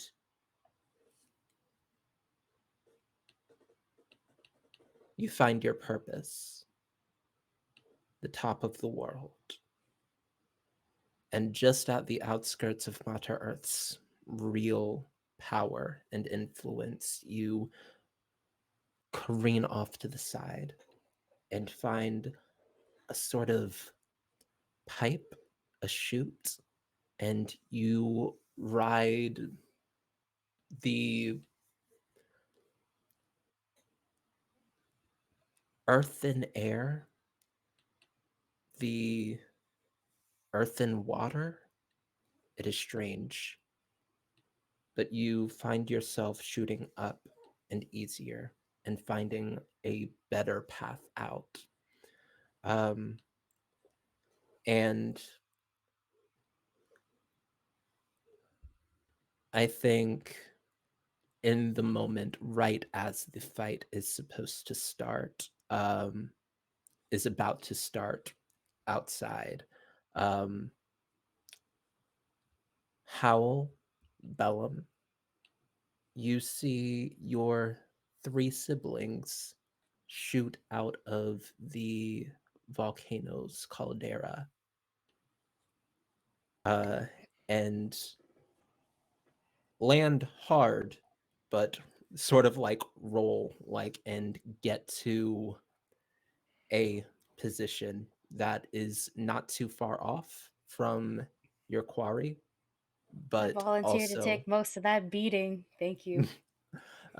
but also like seemingly has been unnoticed by the folks approaching. Um, Everybody in the teleportation club, um, you feel the seeds effects still. Like everyone feels the seeds effects still. You are feverish and hot and moving a little bit slower, but teleportation group, it hit you a little bit harder. Your rolls are going to be hard until you shake off that Oof. that effect. Um, but right now, I think you sort of, yeah. Um, I think we're going to start pairing off and fighting. Um, the wolves sort of like make a circle around a sort of arena uh, for all of you. Uh, and you were trying to do something earlier. Howl, what were you trying to do? Yes, and it does involve the wolves. So turns out all the wolf alpha stuff is BS. Don't have time to go into it. Look it up. It's pretty cool. But I do think Hal knows wolves and knew before ever meeting Mother how to make a connection and make a place for herself among the wolves that raised her. So, whether or not she has recognized these wolves, I think she would have an idea of how to try and cut through to whatever instinct is going on with them. So, I think she is going to try and assert dominance, I guess, and try to turn the wolves, or at least some of them, but hopefully all, against the our attackers. And I would argue that because it is like from growing up in the woods and probably involves some like biting and stuff, it would be either survival or sword and not princess. But feel free to question me on that if you what do you think as the GM? How are you going about trying to establish dominance with these wolves? Well, just that to try and get across the idea that she's not prey. She knows how the pack works. She knows what it is to be in a pack.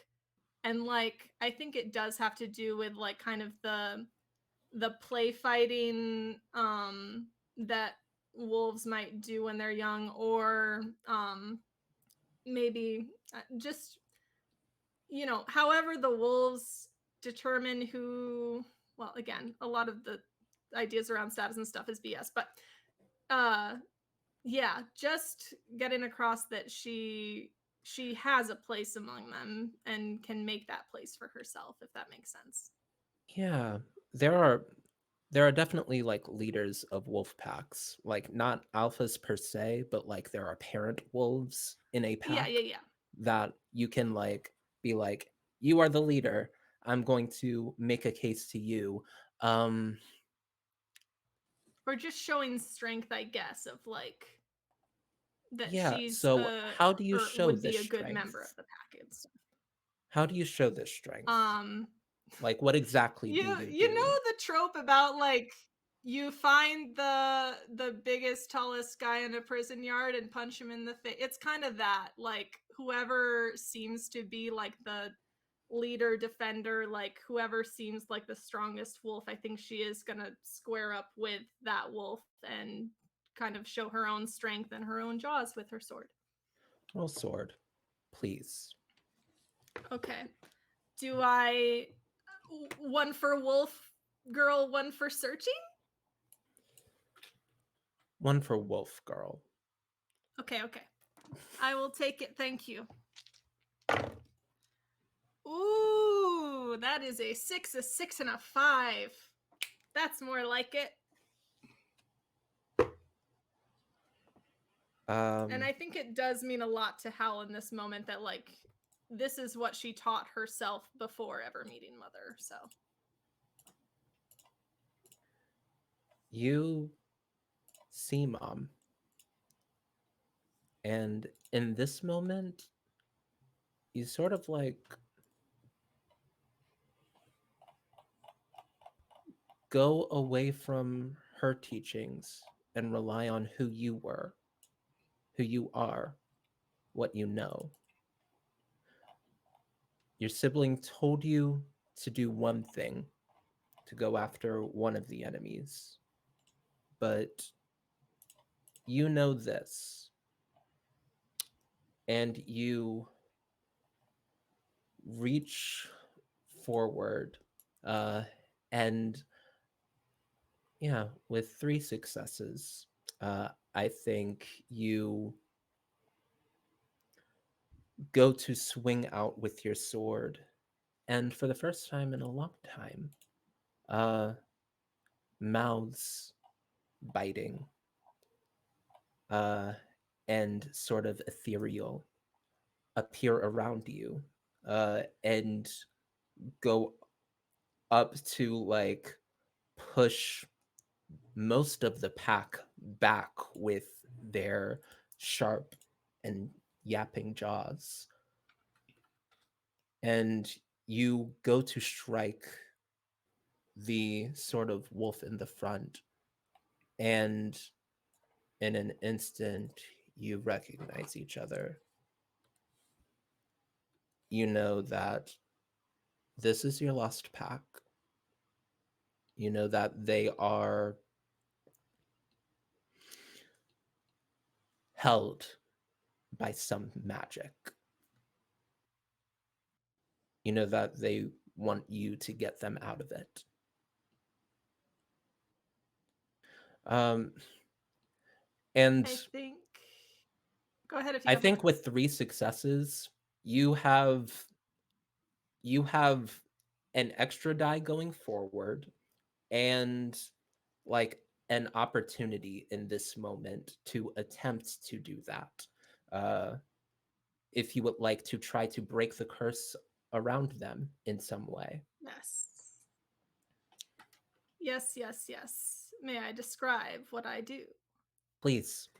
Um, at the last second before her sword split into jaws closes around probably again the throat of the wolf in front, in that moment of recognition, she flings her sword to the side and kind of sidesteps so that they're going to move past each other and just throws out an arm and throws it around the neck of the wolf that she's recognized as her missing pack member that she hasn't seen in a little less than 4 years, and has, after she was the one who sent them out on the killer's trail, has been worried about leading them to their deaths this whole time.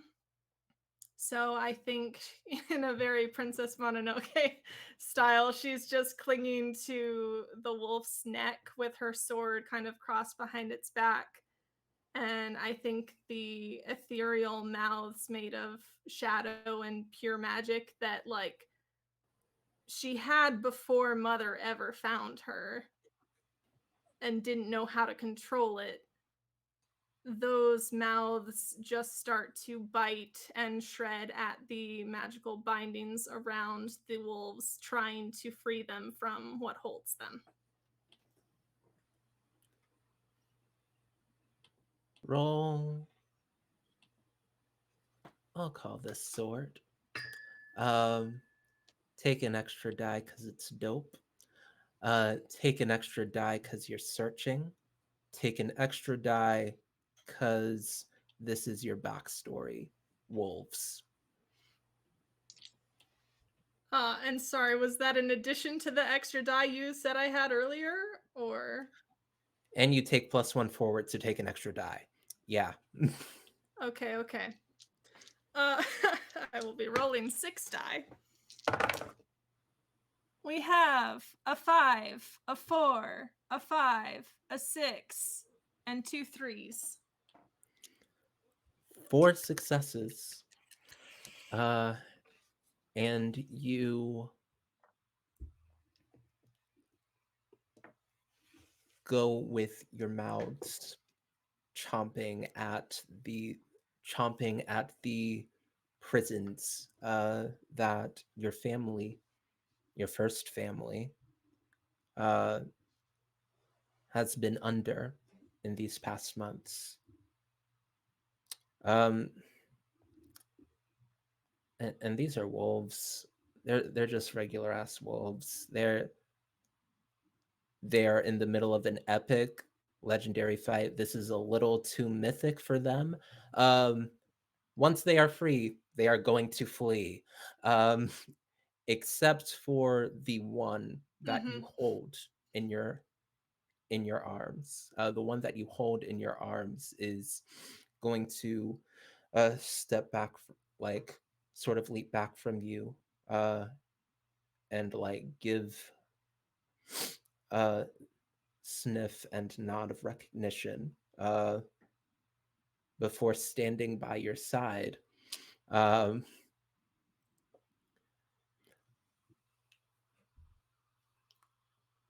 what is Bellum doing in this scenario? As the one with the one you went to engage mom, yes? Um, what's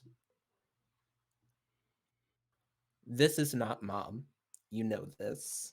And you can see that she is wielding she is wielding Althea's blade. Um, are y'all going to trade blows? Are you going to say anything before you start? I walk up, my hand on the hilts of my sword. You know, that's not the right sword. That's not the sword. That's not mom's sword. Uh and I pull my hilt. Again, this like smoke rolls out of the scabbard. Mom's sword look more like this. Uh and I pull out this like very classic, very pristine, like straight, long, plain looking sword. And I'm absolutely going to swing on this construct body, magical, whatever they've done to my mom's body. And I think when I see the other three come out without the people approaching us noticing them, I like give them the like, could you hurry it up face? Roll sword Absolutely. against mom's body. Do I get? I didn't say my. I in the intro forgot everything I'm supposed to do. I changed my role to the unpredictable as we talked about in the green room. Period. My sword is +2, not +2. Uh, I did not see us a regular degular sword coming. Take another take another Sure. die, unpredictable. Um, Unpredictable. Oh, yeah. Oh. what'd you roll? It's me. I'm here to ruin the day. I got a 6, a 6, and a 5. Yeah, yeah, you did. You uh go ahead and gosh, let me actually like remember the finer mechanics of sword rolls again. Yeah, go Um for it. I got something. I got something. Period. Go ahead and speak. What do you Yeah, I do think while we're with your swinging, three one of the times successes? I just like parry and I like bring the sword down, uh, like down to the dirt, and I kind of like dig my blade into it. And I just look it in the eyes. You know, whoever's driving, you should really know about it in the fight.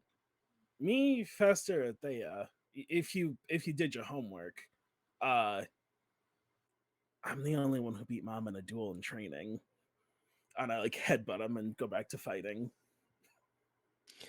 Um, Bet you can either make like you strike at Mom Poster. It is Mm-hmm. like striking into oak. Mm-hmm. Um, it is thick, Mm-hmm. and like you can barely like chip away at Mm-hmm. like this creature's form. Mm-hmm. It's hard. Mm-hmm. You feel like this creature is going to take a lot of hits before it Yeah. starts to tire. You can either take +1 forward in fighting this Mm-hmm. mom creature, or you can make another strike and just go So I off. can I can roll I can roll again is what you're saying, or I can have a +1 if I need to roll again, question mark? You can have a +1 in anything you need in order to fight mom, whether it be a princess roll, whether it Oh be an yeah, yeah, yeah, yeah, invincible yeah, yeah. roll. I see.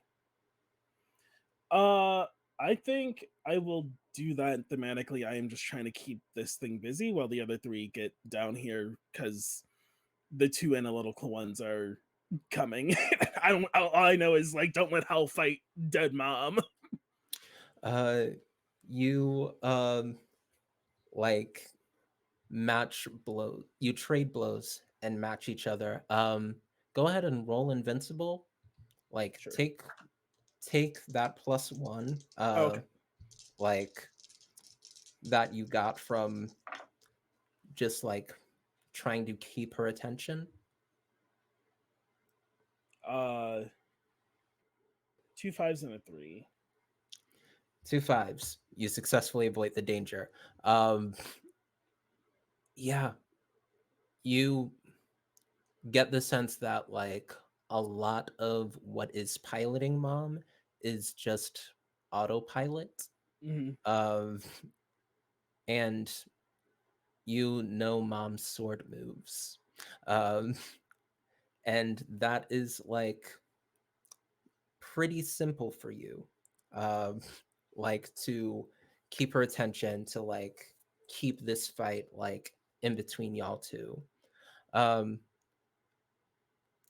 you see like out of the corner of your eye, like well, you feel a mountain like go to just bum rush you Mm-hmm. with that almost unreal speed, Mm-hmm. and a volcano go to intercept it at the last moment. And there is some there's some mythic action, just like mythic fight happening that is just too much of a blur. It goes into the earth and then out of it, and you just see a slashing and vague movement of limbs elsewhere. Um, but Howl, I will need you to roll an invincible roll for me, please. Uh, yeah, I want to say this one is hard, because you have been very, very focused on your magic. Do any bonuses in this case or nah? Um, I don't think you got, unless you have anything. I can't think of any bonuses you Okay. have. I was running dry, but I figured I'd ask. Oh, 4 1 2 Zero for the successes. one success. This was Oh, hard. oh, right, because it's hard. Oh no. I. Well, Um, could I have had one more dice from my wolf friend? yeah. I don't want to put But my. if you don't roll a Ah, 5 okay. or a 6 here, it's going to affect your wolf friend as well, because your wolf friend is coming to your aid. Actually, no. Your wolf friend is helping you. Like, that is something that is happening. So Okay. take one more die. Okay.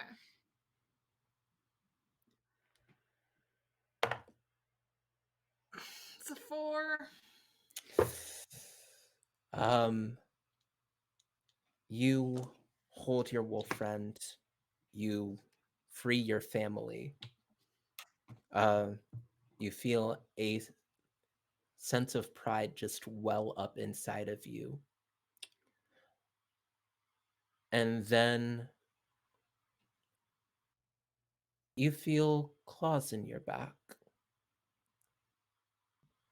And anyone that was watching like this, any outside observers would see the very similar wound markings that Paolo had, as it goes in through the back and out through your stomach.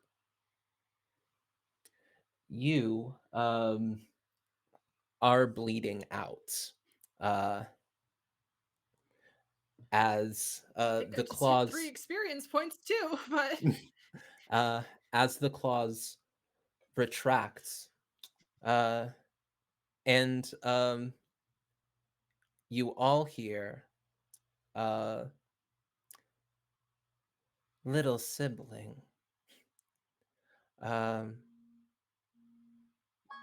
Jesus, little sibling. Uh, the reason you were able to beat mom with swordplay is because she fought with these. Um, how fall to you fall to your knees, and the wolf sort of like goes to your defense, like around you, as um, like this creature ignores you and is about to like double team you, Bellum, as like mom is fighting you. You feel like that might be a little too much. However, the cavalry has arrived. What are y'all doing? Um, as the three of you like sort of come to consciousness and get to your feet at the beginning of this not so good scene.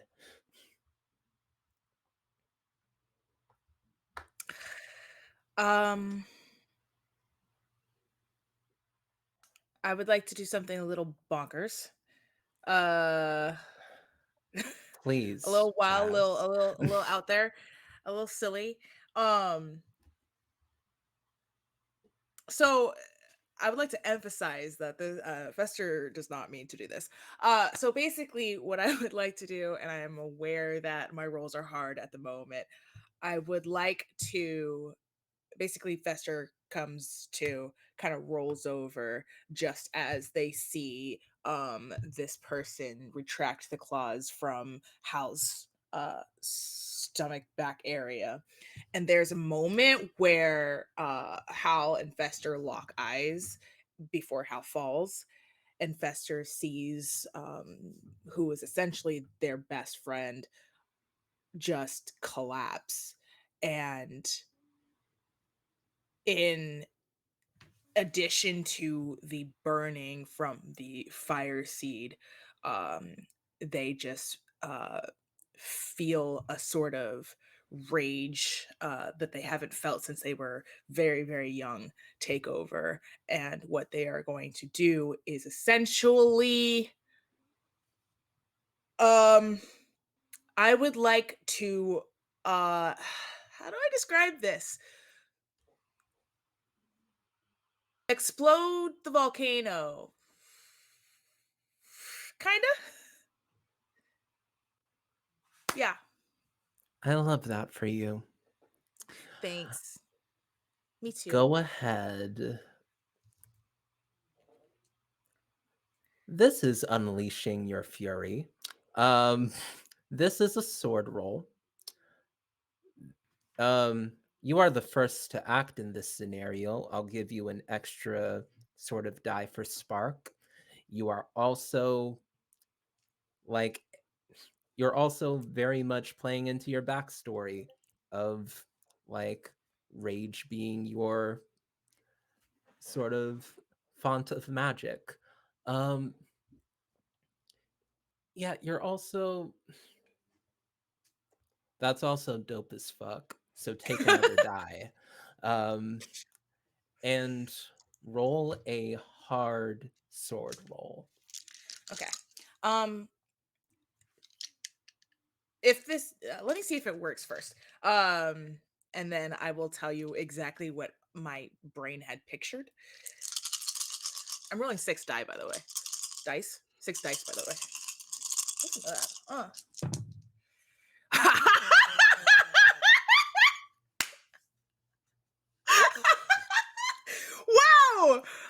I rolled 1 4. The rest are 5s and 6s. Let's go. So that's 5 successes. 5 successes. Um At this point, you tell me what happens. Okay. So I'm so pleased. So y'all feel the rumble in the earth. At first you're like, oh shit, Matra Earth is about to make some shit go down again. But instead of that happening, a the ground beneath the person with the claws explodes, and a flaming lava geyser shoots up and shoots them directly into the air. Have fun falling down. And then several more will just open up without rhyme or reason.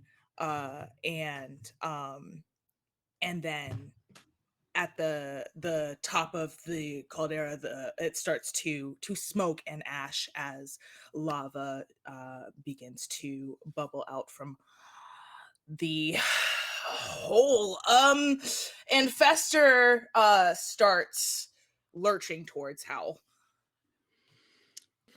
I do have a point of housekeeping, not to toss it in at the end of that really badass moment. That first time when I had all failures, I should have marked desperation. So I do have that locked and loaded to unbleeding out myself if needed, but just so you're aware. Anyway, continue to lurch. Thank you.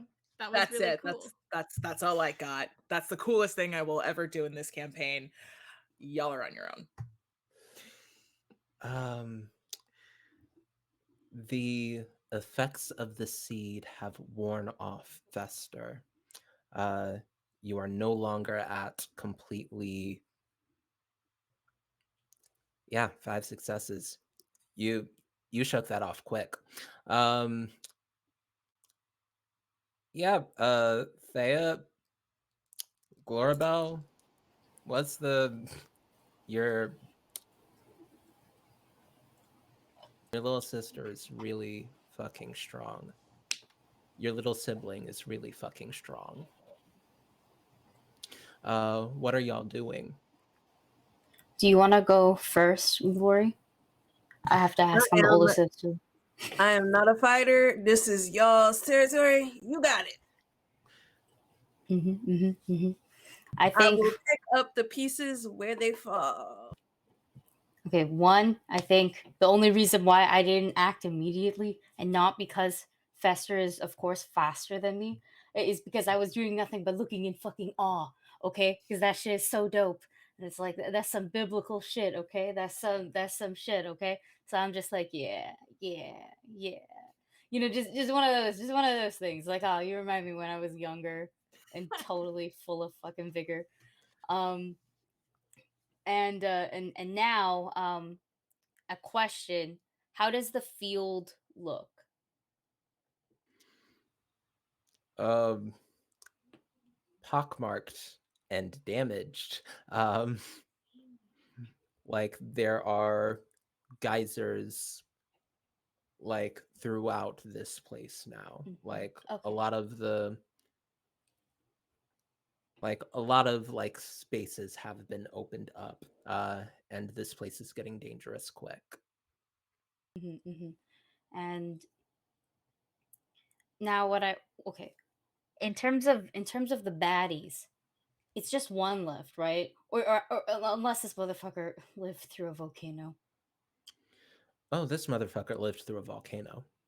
Um, is spiraling through the air at this point. But you can tell that this person, Pinata! uh, like one of Mother's strengths was fire, like not being burned by anything. Taught you that as well. You can imagine taught whatever this person is as well. Um, hmm hmm they are spinning through the air and trying to like right themselves, but they took a heavy hit. Uh, hmm so Okay, what's the vibe? I know what the vibe is. Okay, one, I still have the seed in my mouth and I choose to crush it in my teeth, purposely hurting myself, but totally activating my own little blood magic stuff here. And that kind of just puts me in a kickstart, a rage, if you will, as my veins kind of not pop up the way like a bodybuilder's veins does, but rather they show a little bit more in color in terms of color. And I think because it's like I'm blanking on the name of the seed, but it's like a volcano seed, so it's totally all like nice and red looking, and that also then pushes out essentially where once again we're all scars at this point. I have the blood protrudes and then hardens into hilts, and I decide to go ape shit. So there's a reason why Althea has some deific, deified roles in life, uh, and it's because she's pretty much that. Let's go. So she'll just launch herself into the air by the sheer force of her legs alone. Um, where she'll just basically bleach it right in front of the motherfucker. It's like a blink and I'm there, and just I grab them like I'm putting them in a chokehold, almost like a triangle hold, really, if you know a bit of wrestling and or MMA, and we're just gonna go down together. And every time they like try to escape or fight back, I just pull out one of the blood blades from my back, and I just stab it into them. So that way they just stop moving. Essentially, I'm gonna pin them with my own blades and then bring them down like a motherfucker. Seismic toss, if you're aware of Pokemon. Roll sword. Uh, add your ancient die. Add, gosh, uh, add another die because Fester just rolled 5 successes. Um, like I what is your role right now? Your role is the ancient. My role is the ancient. I'm using all my powers at this point. Not Yeah, all my powers, but like the ones that are like deep within, you're uh, to make this work. and also your backstory is you're a god. So this is your backstory. Roll one more extra die for your Nice. backstory stuff. Let's see. Nice. Nice. One more. Nice. Um, 2 6s, 2 5s. 4 successes. Technically, the last one's a 1. If you need that. 4 successes. Um, you want to tell me how you end the second of your mother's killers? Uh, Oh yeah. Oh yeah. So Althea? yeah. So we're doing exactly what I said. We're hitting them every time they try to break out of the hold. We're keeping them there, and I only break out of the hold right when we're like Gwen Stacy level away from the ground, so it hits extra hard. And That I was can just disrespectful. and I can just use the body to spring back up. Um, and once again, powerful legs pushing them further into the ground, pushing me further up. And they're like a sliver alive. And this is where Thea will take out her swords, merge them together, then merge them with her blood to use her actual sword enhancement, which is one giant fucking sword. And then we're just going to impale them gigaton hammer style into the earth, probably pushing them further in. They're just going to leave a dent in the ground. There won't be much left. um, you take out your giant fucking sword, uh, and you put it up um pummel up, just crush them. You when you do that last final blow, you have reduced them to bones as they are up in the air getting killed. When they land, you thrust down, uh, and you reduce them to ash, uh, as a vol as a volcanic geyser opens up and blasts up with a final sort of death blow, uh, and the bones are scattered to dust. your mother's claws lay there before you. Um, yeah, what's happening? Like what's happening with you, Glorabelle? Um, I think Glorabelle. yeah, I'll also say with those 4 successes you just rolled, you're no seed's a match for you. You're already over it. You're already over it. Uh, your rolls aren't hard anymore. Uh, Glorabelle, what's up? I think Glorabelle is the like not the most physically adept compared to the rest of her sisters. So definitely like they came out the ground and Glorabelle was like like like struggling bad. And Thea and Fester were like, all right, time to fight. And Glorabelle's still like, hold on, like give me one moment. Like, let me get up. So I think I would like to um try and see if I can ascertain what it was the person wearing our mom's nails different from our mom, or was that the same person? That was a different person. So Uh, I'm trying to like I don't think this is our mom. So I'm trying to see if I can tell who that is, or if there's another party here that we haven't clocked yet that is controlling this construct, or if it actually is our mother. Go ahead and roll As princess. I'm like limping toward the battlefield. Yeah. Go ahead and roll princess. Okay. Um, yeah, this is a hard roll because everything's hard. It's hard to think right now. Okay. Um, this is this is mom's body though. Yeah. And you knew mom. Go ahead and take an extra die.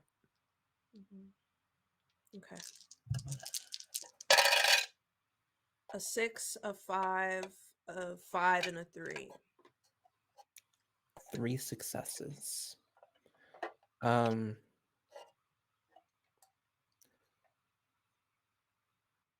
the thing that is animating mom's body is the same thing that animated the body of the first killer of your mother and the late second killer of your mother. Watching your siblings do these epic things, just making this revelation about teleportation, things are clicking. Those people weren't wearing your mother's things, were not alive. They were animated. And you almost just met the person who did it. Uh, Mater Earth is behind this.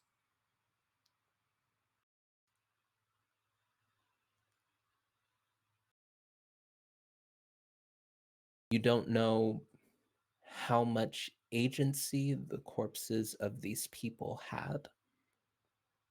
You know that this mom is basically a zombie, but the others felt different, like they had some say. Uh, but you know that the architect, the person that funded this entire, the person that funded your last 4 years is the earth herself. Mm.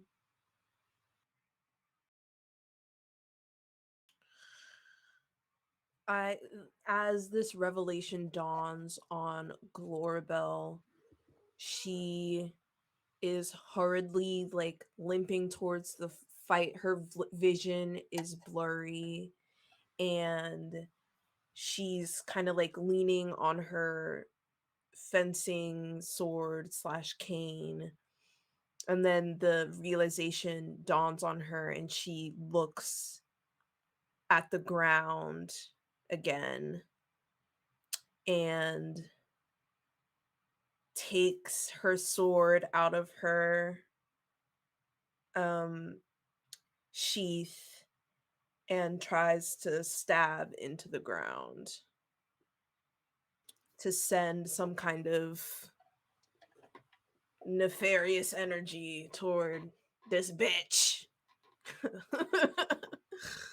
Roll sword. Add a die because your insight roll into Mother Earth was that good. Okay.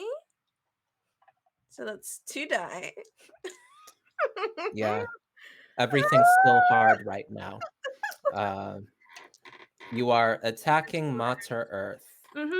On my own, by myself. So yeah, you get 2 die and it's hard. A 5 and a 1.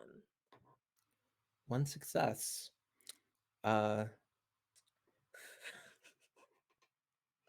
You manage it in a sense. You stab down into the earth, and what are you trying to say in this moment? Leave us alone. But louder and more like urgent.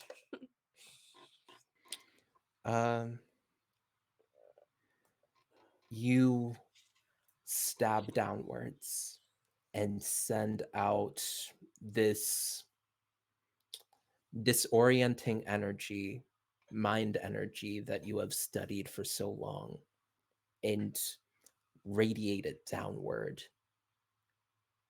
And you feel it go for a long ways down.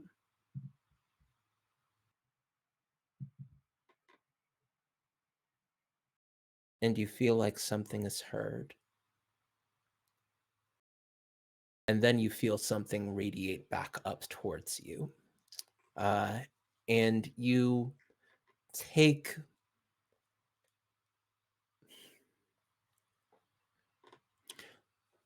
and I think you hear the exact same thing echoed back to you 100 times over. Leave me alone.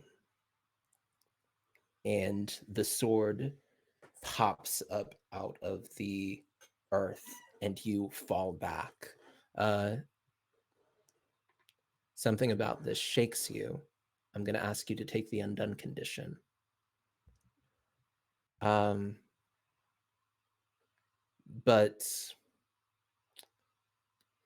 Bellum, I think you notice the corpse mom is moving even slower. The wood and like the wood is getting softer. It is getting easier to land blows. You feel like you can end this. What do you do?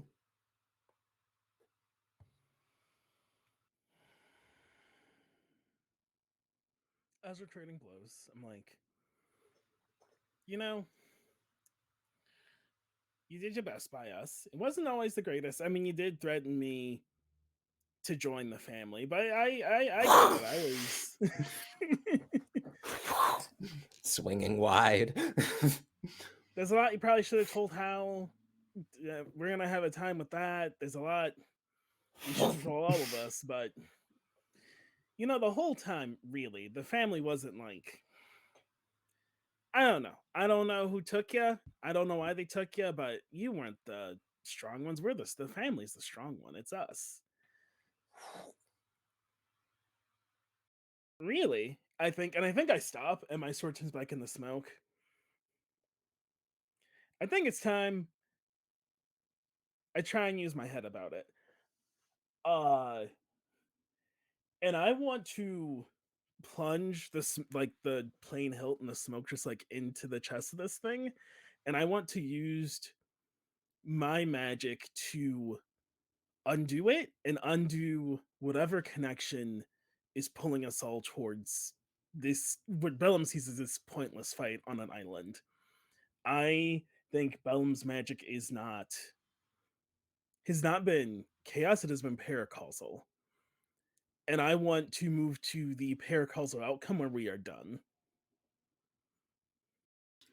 Um, roll sword? Sure. I like it. Add an extra die for your sword adaptation. Add an extra die for this revelation that you're doing, that you're making. Um, and add an extra die because your sibling is helping you. Thanks. Vellum says to the air. What did you do? Oh,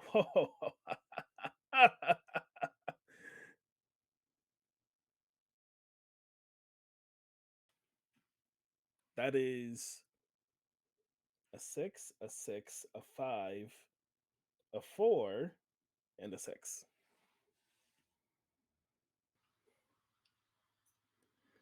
Um, you describe how you undo this magic. Describe how you end this fight. I think I plunge and the smoke fills the body. Um, and I don't think Bellum knows. Maybe they do. I don't know. But I think it fills the body and it like seeps down into the dirt. I mean, it seeps down uh into the earth, and it just in Bellum's voice, we're done. Uh, it seeps down into the earth and sinks. Althea's sword is left behind. Um, how you see mom, but not mom, fade. You are hurt in a way that you've never been hurt before. And you are not sure you can come back from it. What's happening with Hal right now? Hal is stunned and hurt and also relieved that she was able to free the wolves, her first family. And I think finding them and the rush of those emotions have made Hal remember the very best moments with her coven too, when she really felt like a part of them and it felt like everyone was there and connected and she was learning how to be with them. And she's remembering how much she has learned with them, uh independently of mother or in combination with mother, and watching her siblings do these incredible things, making the earth erupt and just bending, what's happening in reality, all of this. I think the thought that crystallizes is just how much she still has to learn from them. And I think if her wolf friend kind of snuffles at her hair as Fester is lurching towards her, she's just going to take her sword and dig it into the earth to push herself to her feet, and I will spend that desperation to come back from bleeding out. And she will stand. And as Fester draws close, I think she will give a tiny smile to her sibling and then just watch the others waiting for whatever is next. And I think she feels calmer than she has been since the start of discussion of what Mother did or didn't tell her, because there's more important things in this moment, and I think she's remembered that. Um,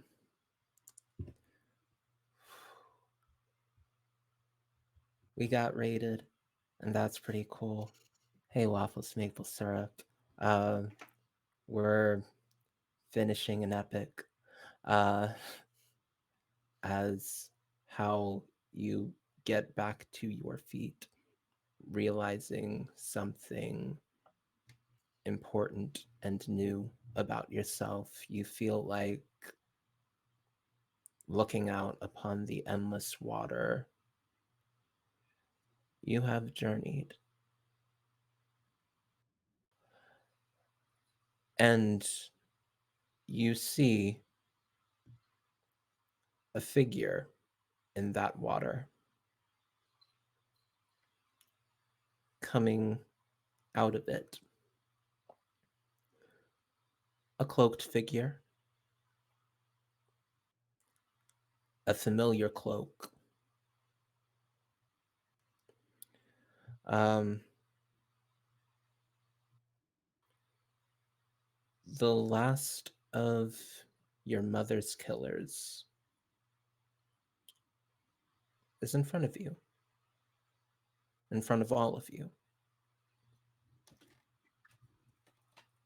I'm just gonna point with my sword, just unwavering at them, as I mean, partly to draw my siblings' attention, but also just making eye contact with the figure, just unflinching. Um, as she gets to the shore of this place, she sort of hesitates for a second, um, and lifts up her hands as she continues cautiously forward to meet you all.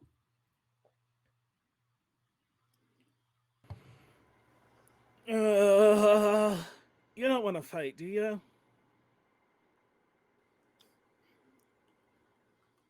I don't want to fight. Okay, you should really talk to that one. And I point to Glory.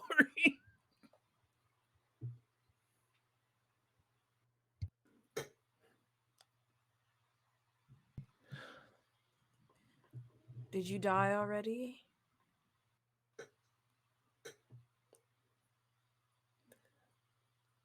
A while back, yeah. Um, Hi. I am Mo.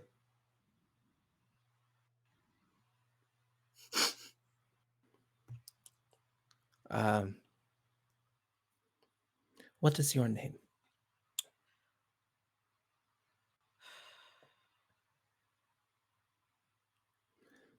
Mo, did you kill our mother?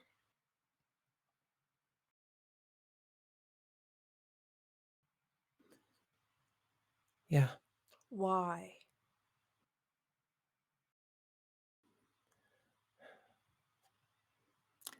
Um,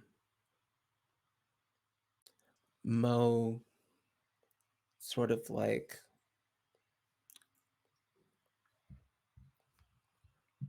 says, I'm about to do a little something magical. No harm. I just need to do this to explain.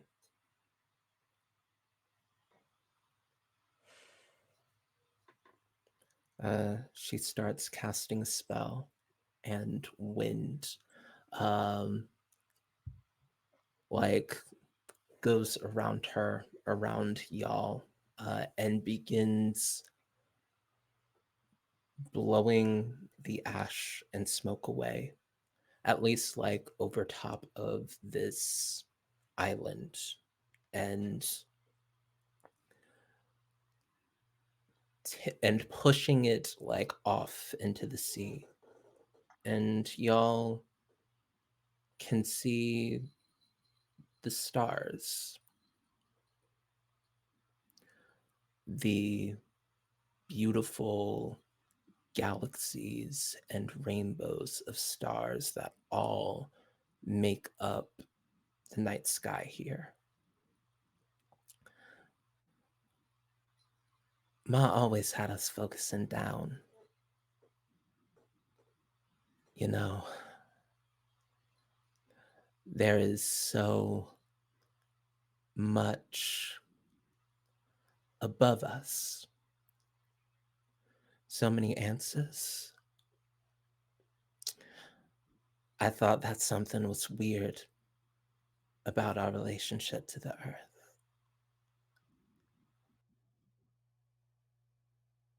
Back when I was alive, I asked questions. I talked to Mother Earth, and Mother got angry.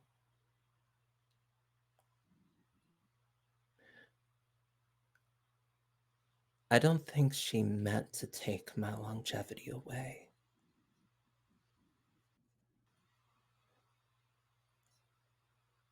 But I was gone all the same. And when I was gone, she wouldn't acknowledge me. I have wanted to meet you all for a very long time. I am sorry that such circumstance made it so that it is like this. Um, you have been searching for answers. And she like goes into her like satchel by her side, and pulls out a very strange like metallic crossbow contraption. Um, it is the powder weaponized. Um, this is the how. She lays it on the beach. Um, I know that Mater Earth is not evil. I don't know how, but I knew that that mother wasn't right.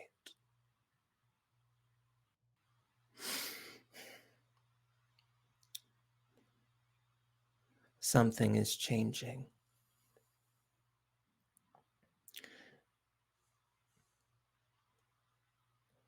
And I believe that the living should decide how it ends. Um, but she sort of turns to you, Althea, um, and says,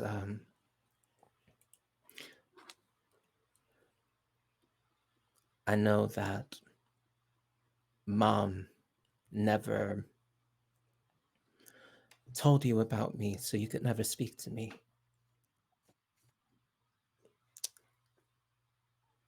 But I saw you, and I watched you. Mom wasn't always like that. I wish I could have been an older sister to you. I'm sorry you had to grow up alone.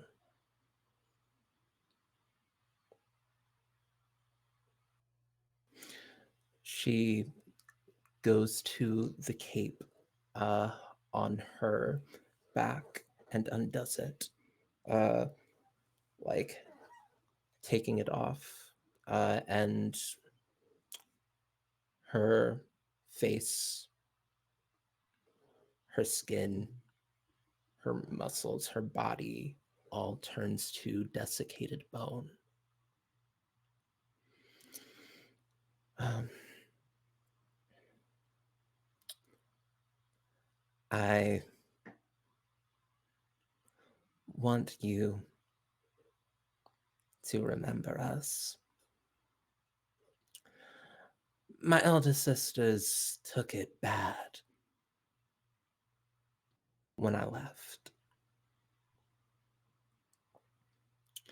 Um, remember us as fondly as you can.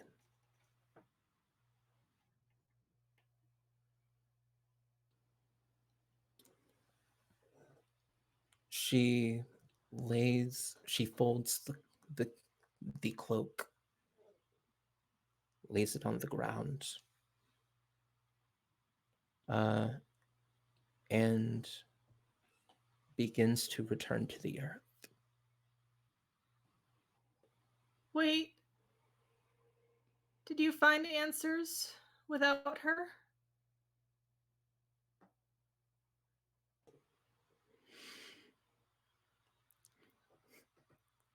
Um,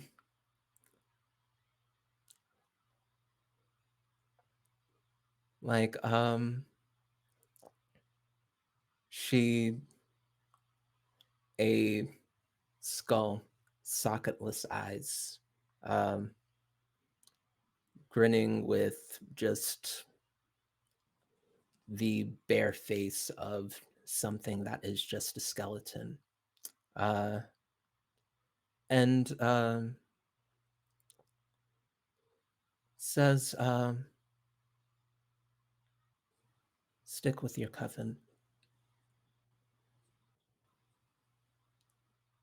With them, I always figured it out. I yeah, I think Glorabelle listening to this is like pissed. Like very upset with like these people coming into our lives telling us that they're related to us somehow and then dying. It's just so rude I'm and pissed too. I'm so angry. And I say to Mo, like, as they're dissipating into the ground, I guess, I'm like, I don't care if my mom was a good person. I loved her. And you killed her. That is what I will remember you for. I do not have fond memories of you. I have none. I have them of my mother. Do not care if she was right. She was mine.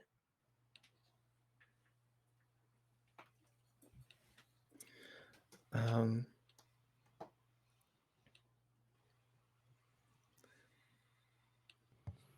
I Bellum, I come up and I touch Glowy on the shoulder. Um, want to go home?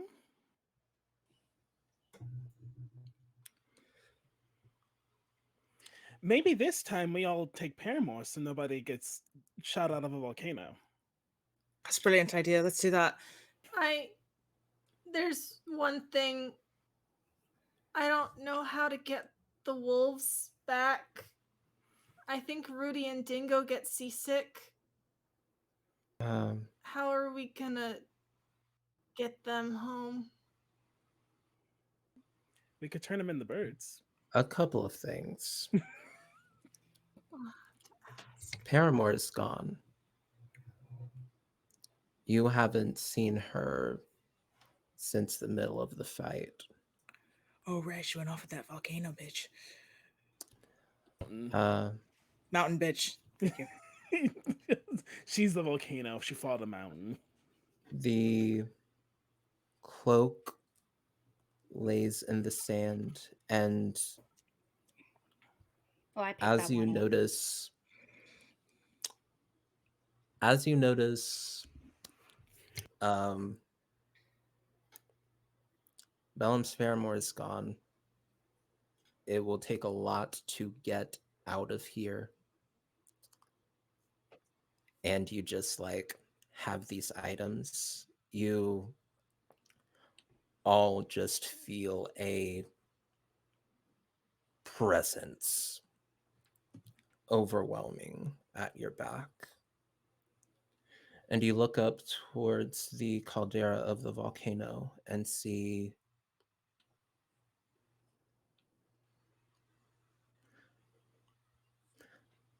um Fester, something familiar. I was afraid you're gonna say that. The green chains you saw lopped one over the other, dragging this entity down back into the earth. You all feel it crawling up, desperately trying to get out. This The is thing. Mater Earth. Mater Earth is waking.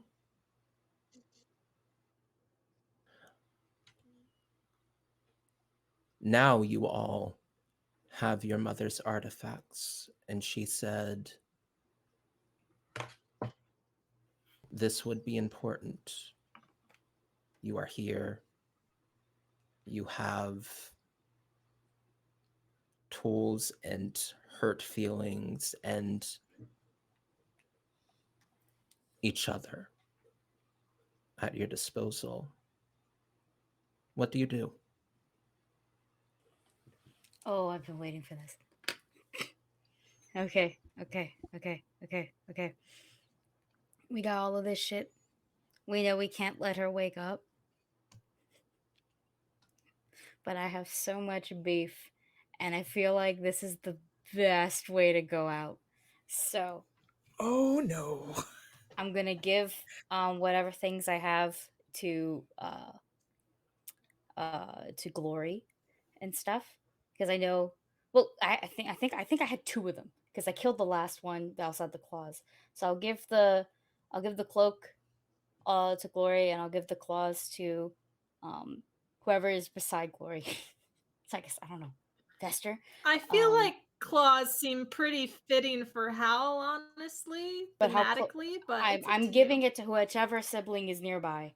I'm not really going for bestowing honors here. I'm just giving it for the sake of y'all better Well, hold on to it. I'll take some claws. Sure. And I'll look at all of you and go, just in case, I'm very, very proud of what you all have become. Why does it sound like you're saying goodbye?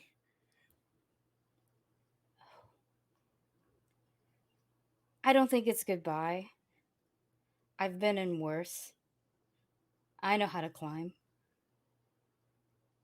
But I need you to rebuild. Oh no. And with that, No. I'm gonna pick up my other sword and jump in the hole to go kill Mother. They Pretty just said stick with the coven. Oh boy. Okay. I hope somebody else has a plan because I do not. Hal has kind of stepped up to the edge, but she's watching the others for what they do. Like, are we following? I You muted and You you can didn't. go up to the top of the cavern, Altea, but there is no way to jump inside. Oh, that's how I understood it. It was like a chasm. Like it is a chasm most of the time, but Mater Earth is blocking the entrance to it Oh, is I thought she almost was trying to in like the squeeze entrance. I out. thought she was like in the thing, so you have to jump in. She's trying to squeeze out.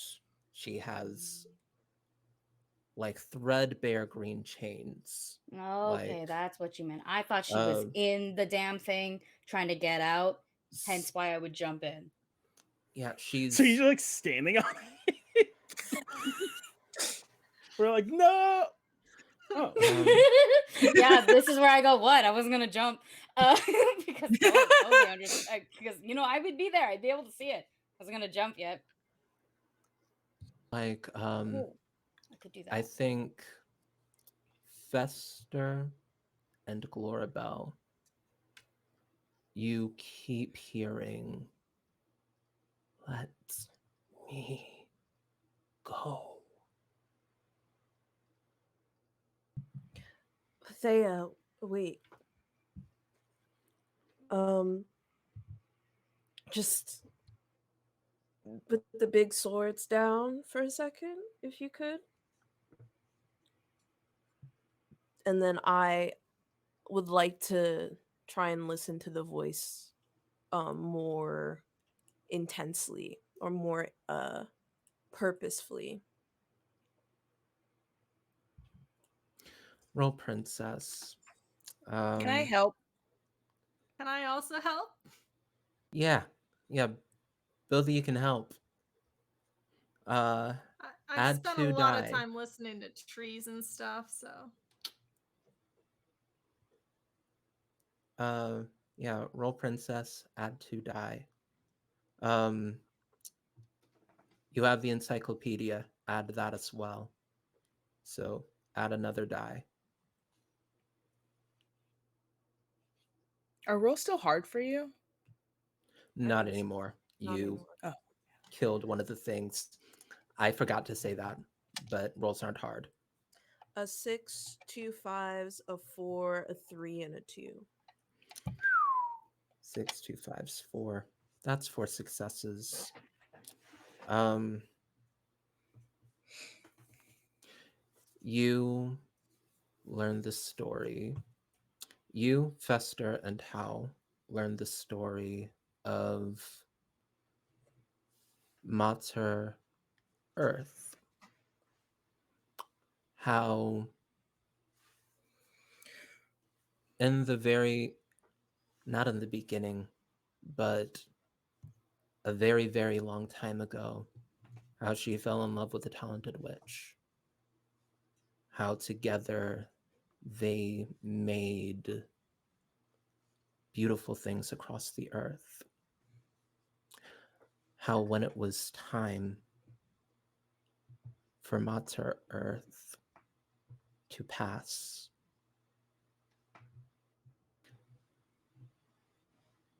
the witch could not bear to see Mater Earth leave her. And so she wouldn't. And so she found a way to keep her for a very long time.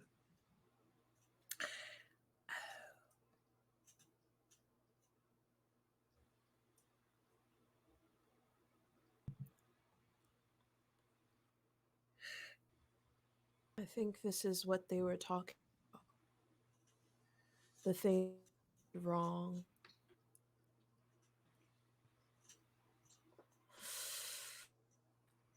We have to Freya. Yeah. At this point, I would like to change my role from the vengeful to the liberated. Having kind of gotten a chance to tell um the last of our mother's killers that like goodness and if our mom was on the right side of history doesn't matter to like be freeing herself of the idea that her mom has to be a good person for her to have been loved.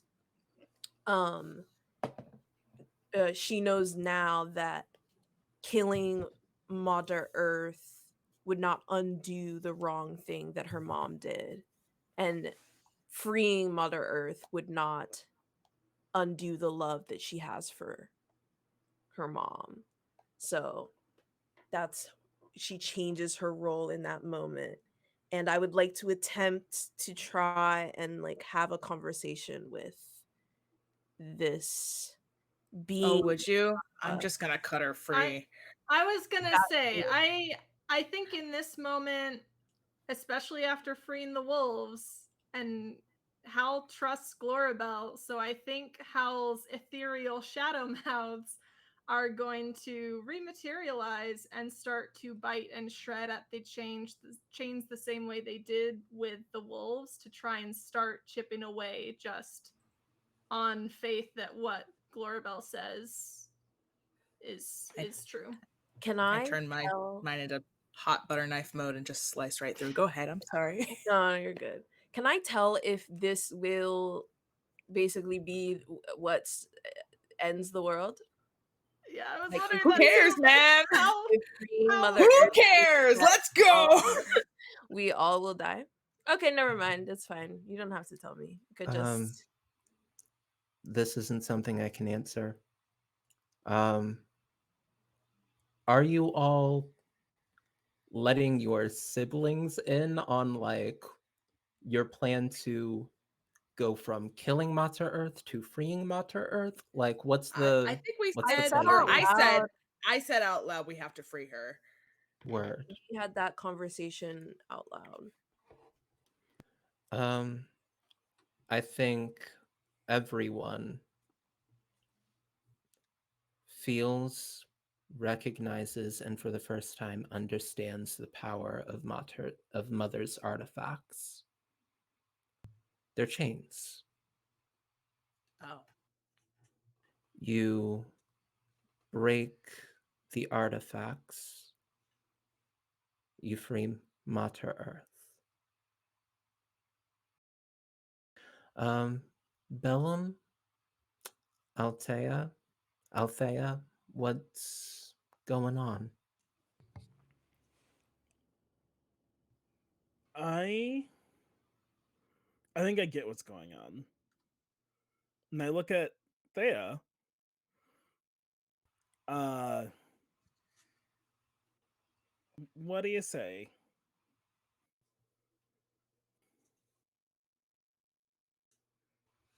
I think Althea has a lot of I think Althea has a lot of things going through her mind right now.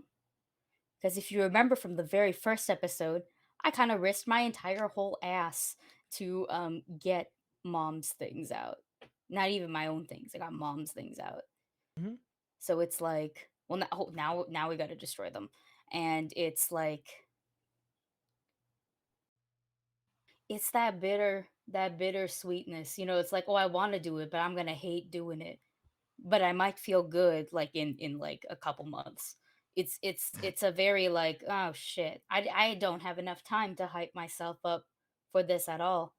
So I think the only thing Althea will say is I get the encyclopedia, because that's the thing that I Yeah, no, lost my sword to get. no, I'll no. I agree. I throw the encyclopedia of seeds. The what did we call it? The seed. We had a. Encyclopedia. There we Yeah. go. I tossed the encyclopedia to Thea. And Thea, as the encyclopedia, uh, you snatch it out of the air. It's almost as if the artifacts have sensed your accord. And one by one, each of them, the jewels, the claws, the cloak, shatter. And you hear a sigh.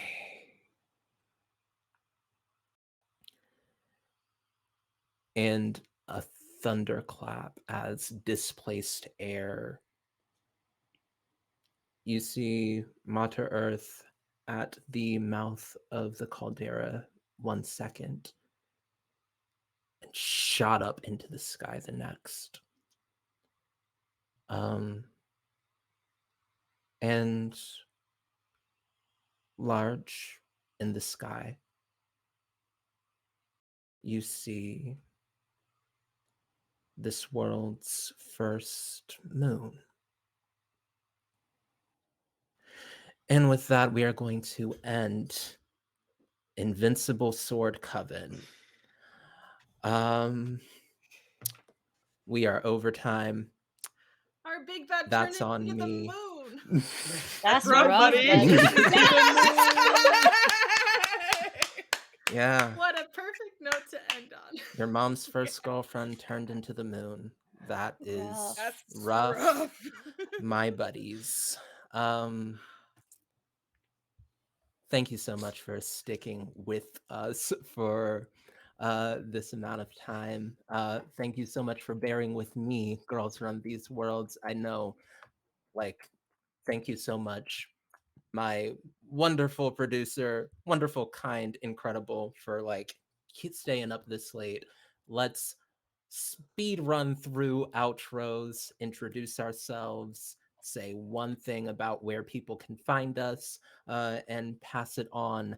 I think starting with Austin. What's good?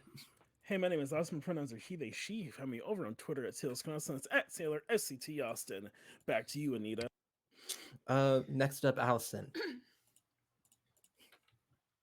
Hi, I'm Allison Mulder. You can find me as a Mulder Writes on Twitter, or you can find some short stories I've written in fantasy, sci-fi, and horror on AllisonMulder.wordpress.com, among other places. So, thanks for coming. And my pronouns are she, her. Aki, what's good?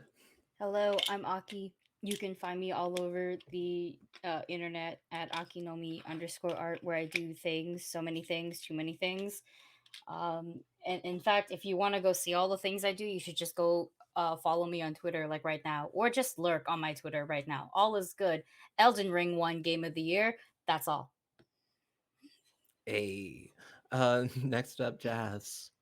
What up? My name's Jazz, also known as Cinderscoria on Twitter. You can find me here at Girls Run These Worlds next Monday for the Arcane Core finale. Please tune in, you guys. It is so much fun, and I just had a really great time with that cast and also this cast. Thank you very much. I love you guys so much.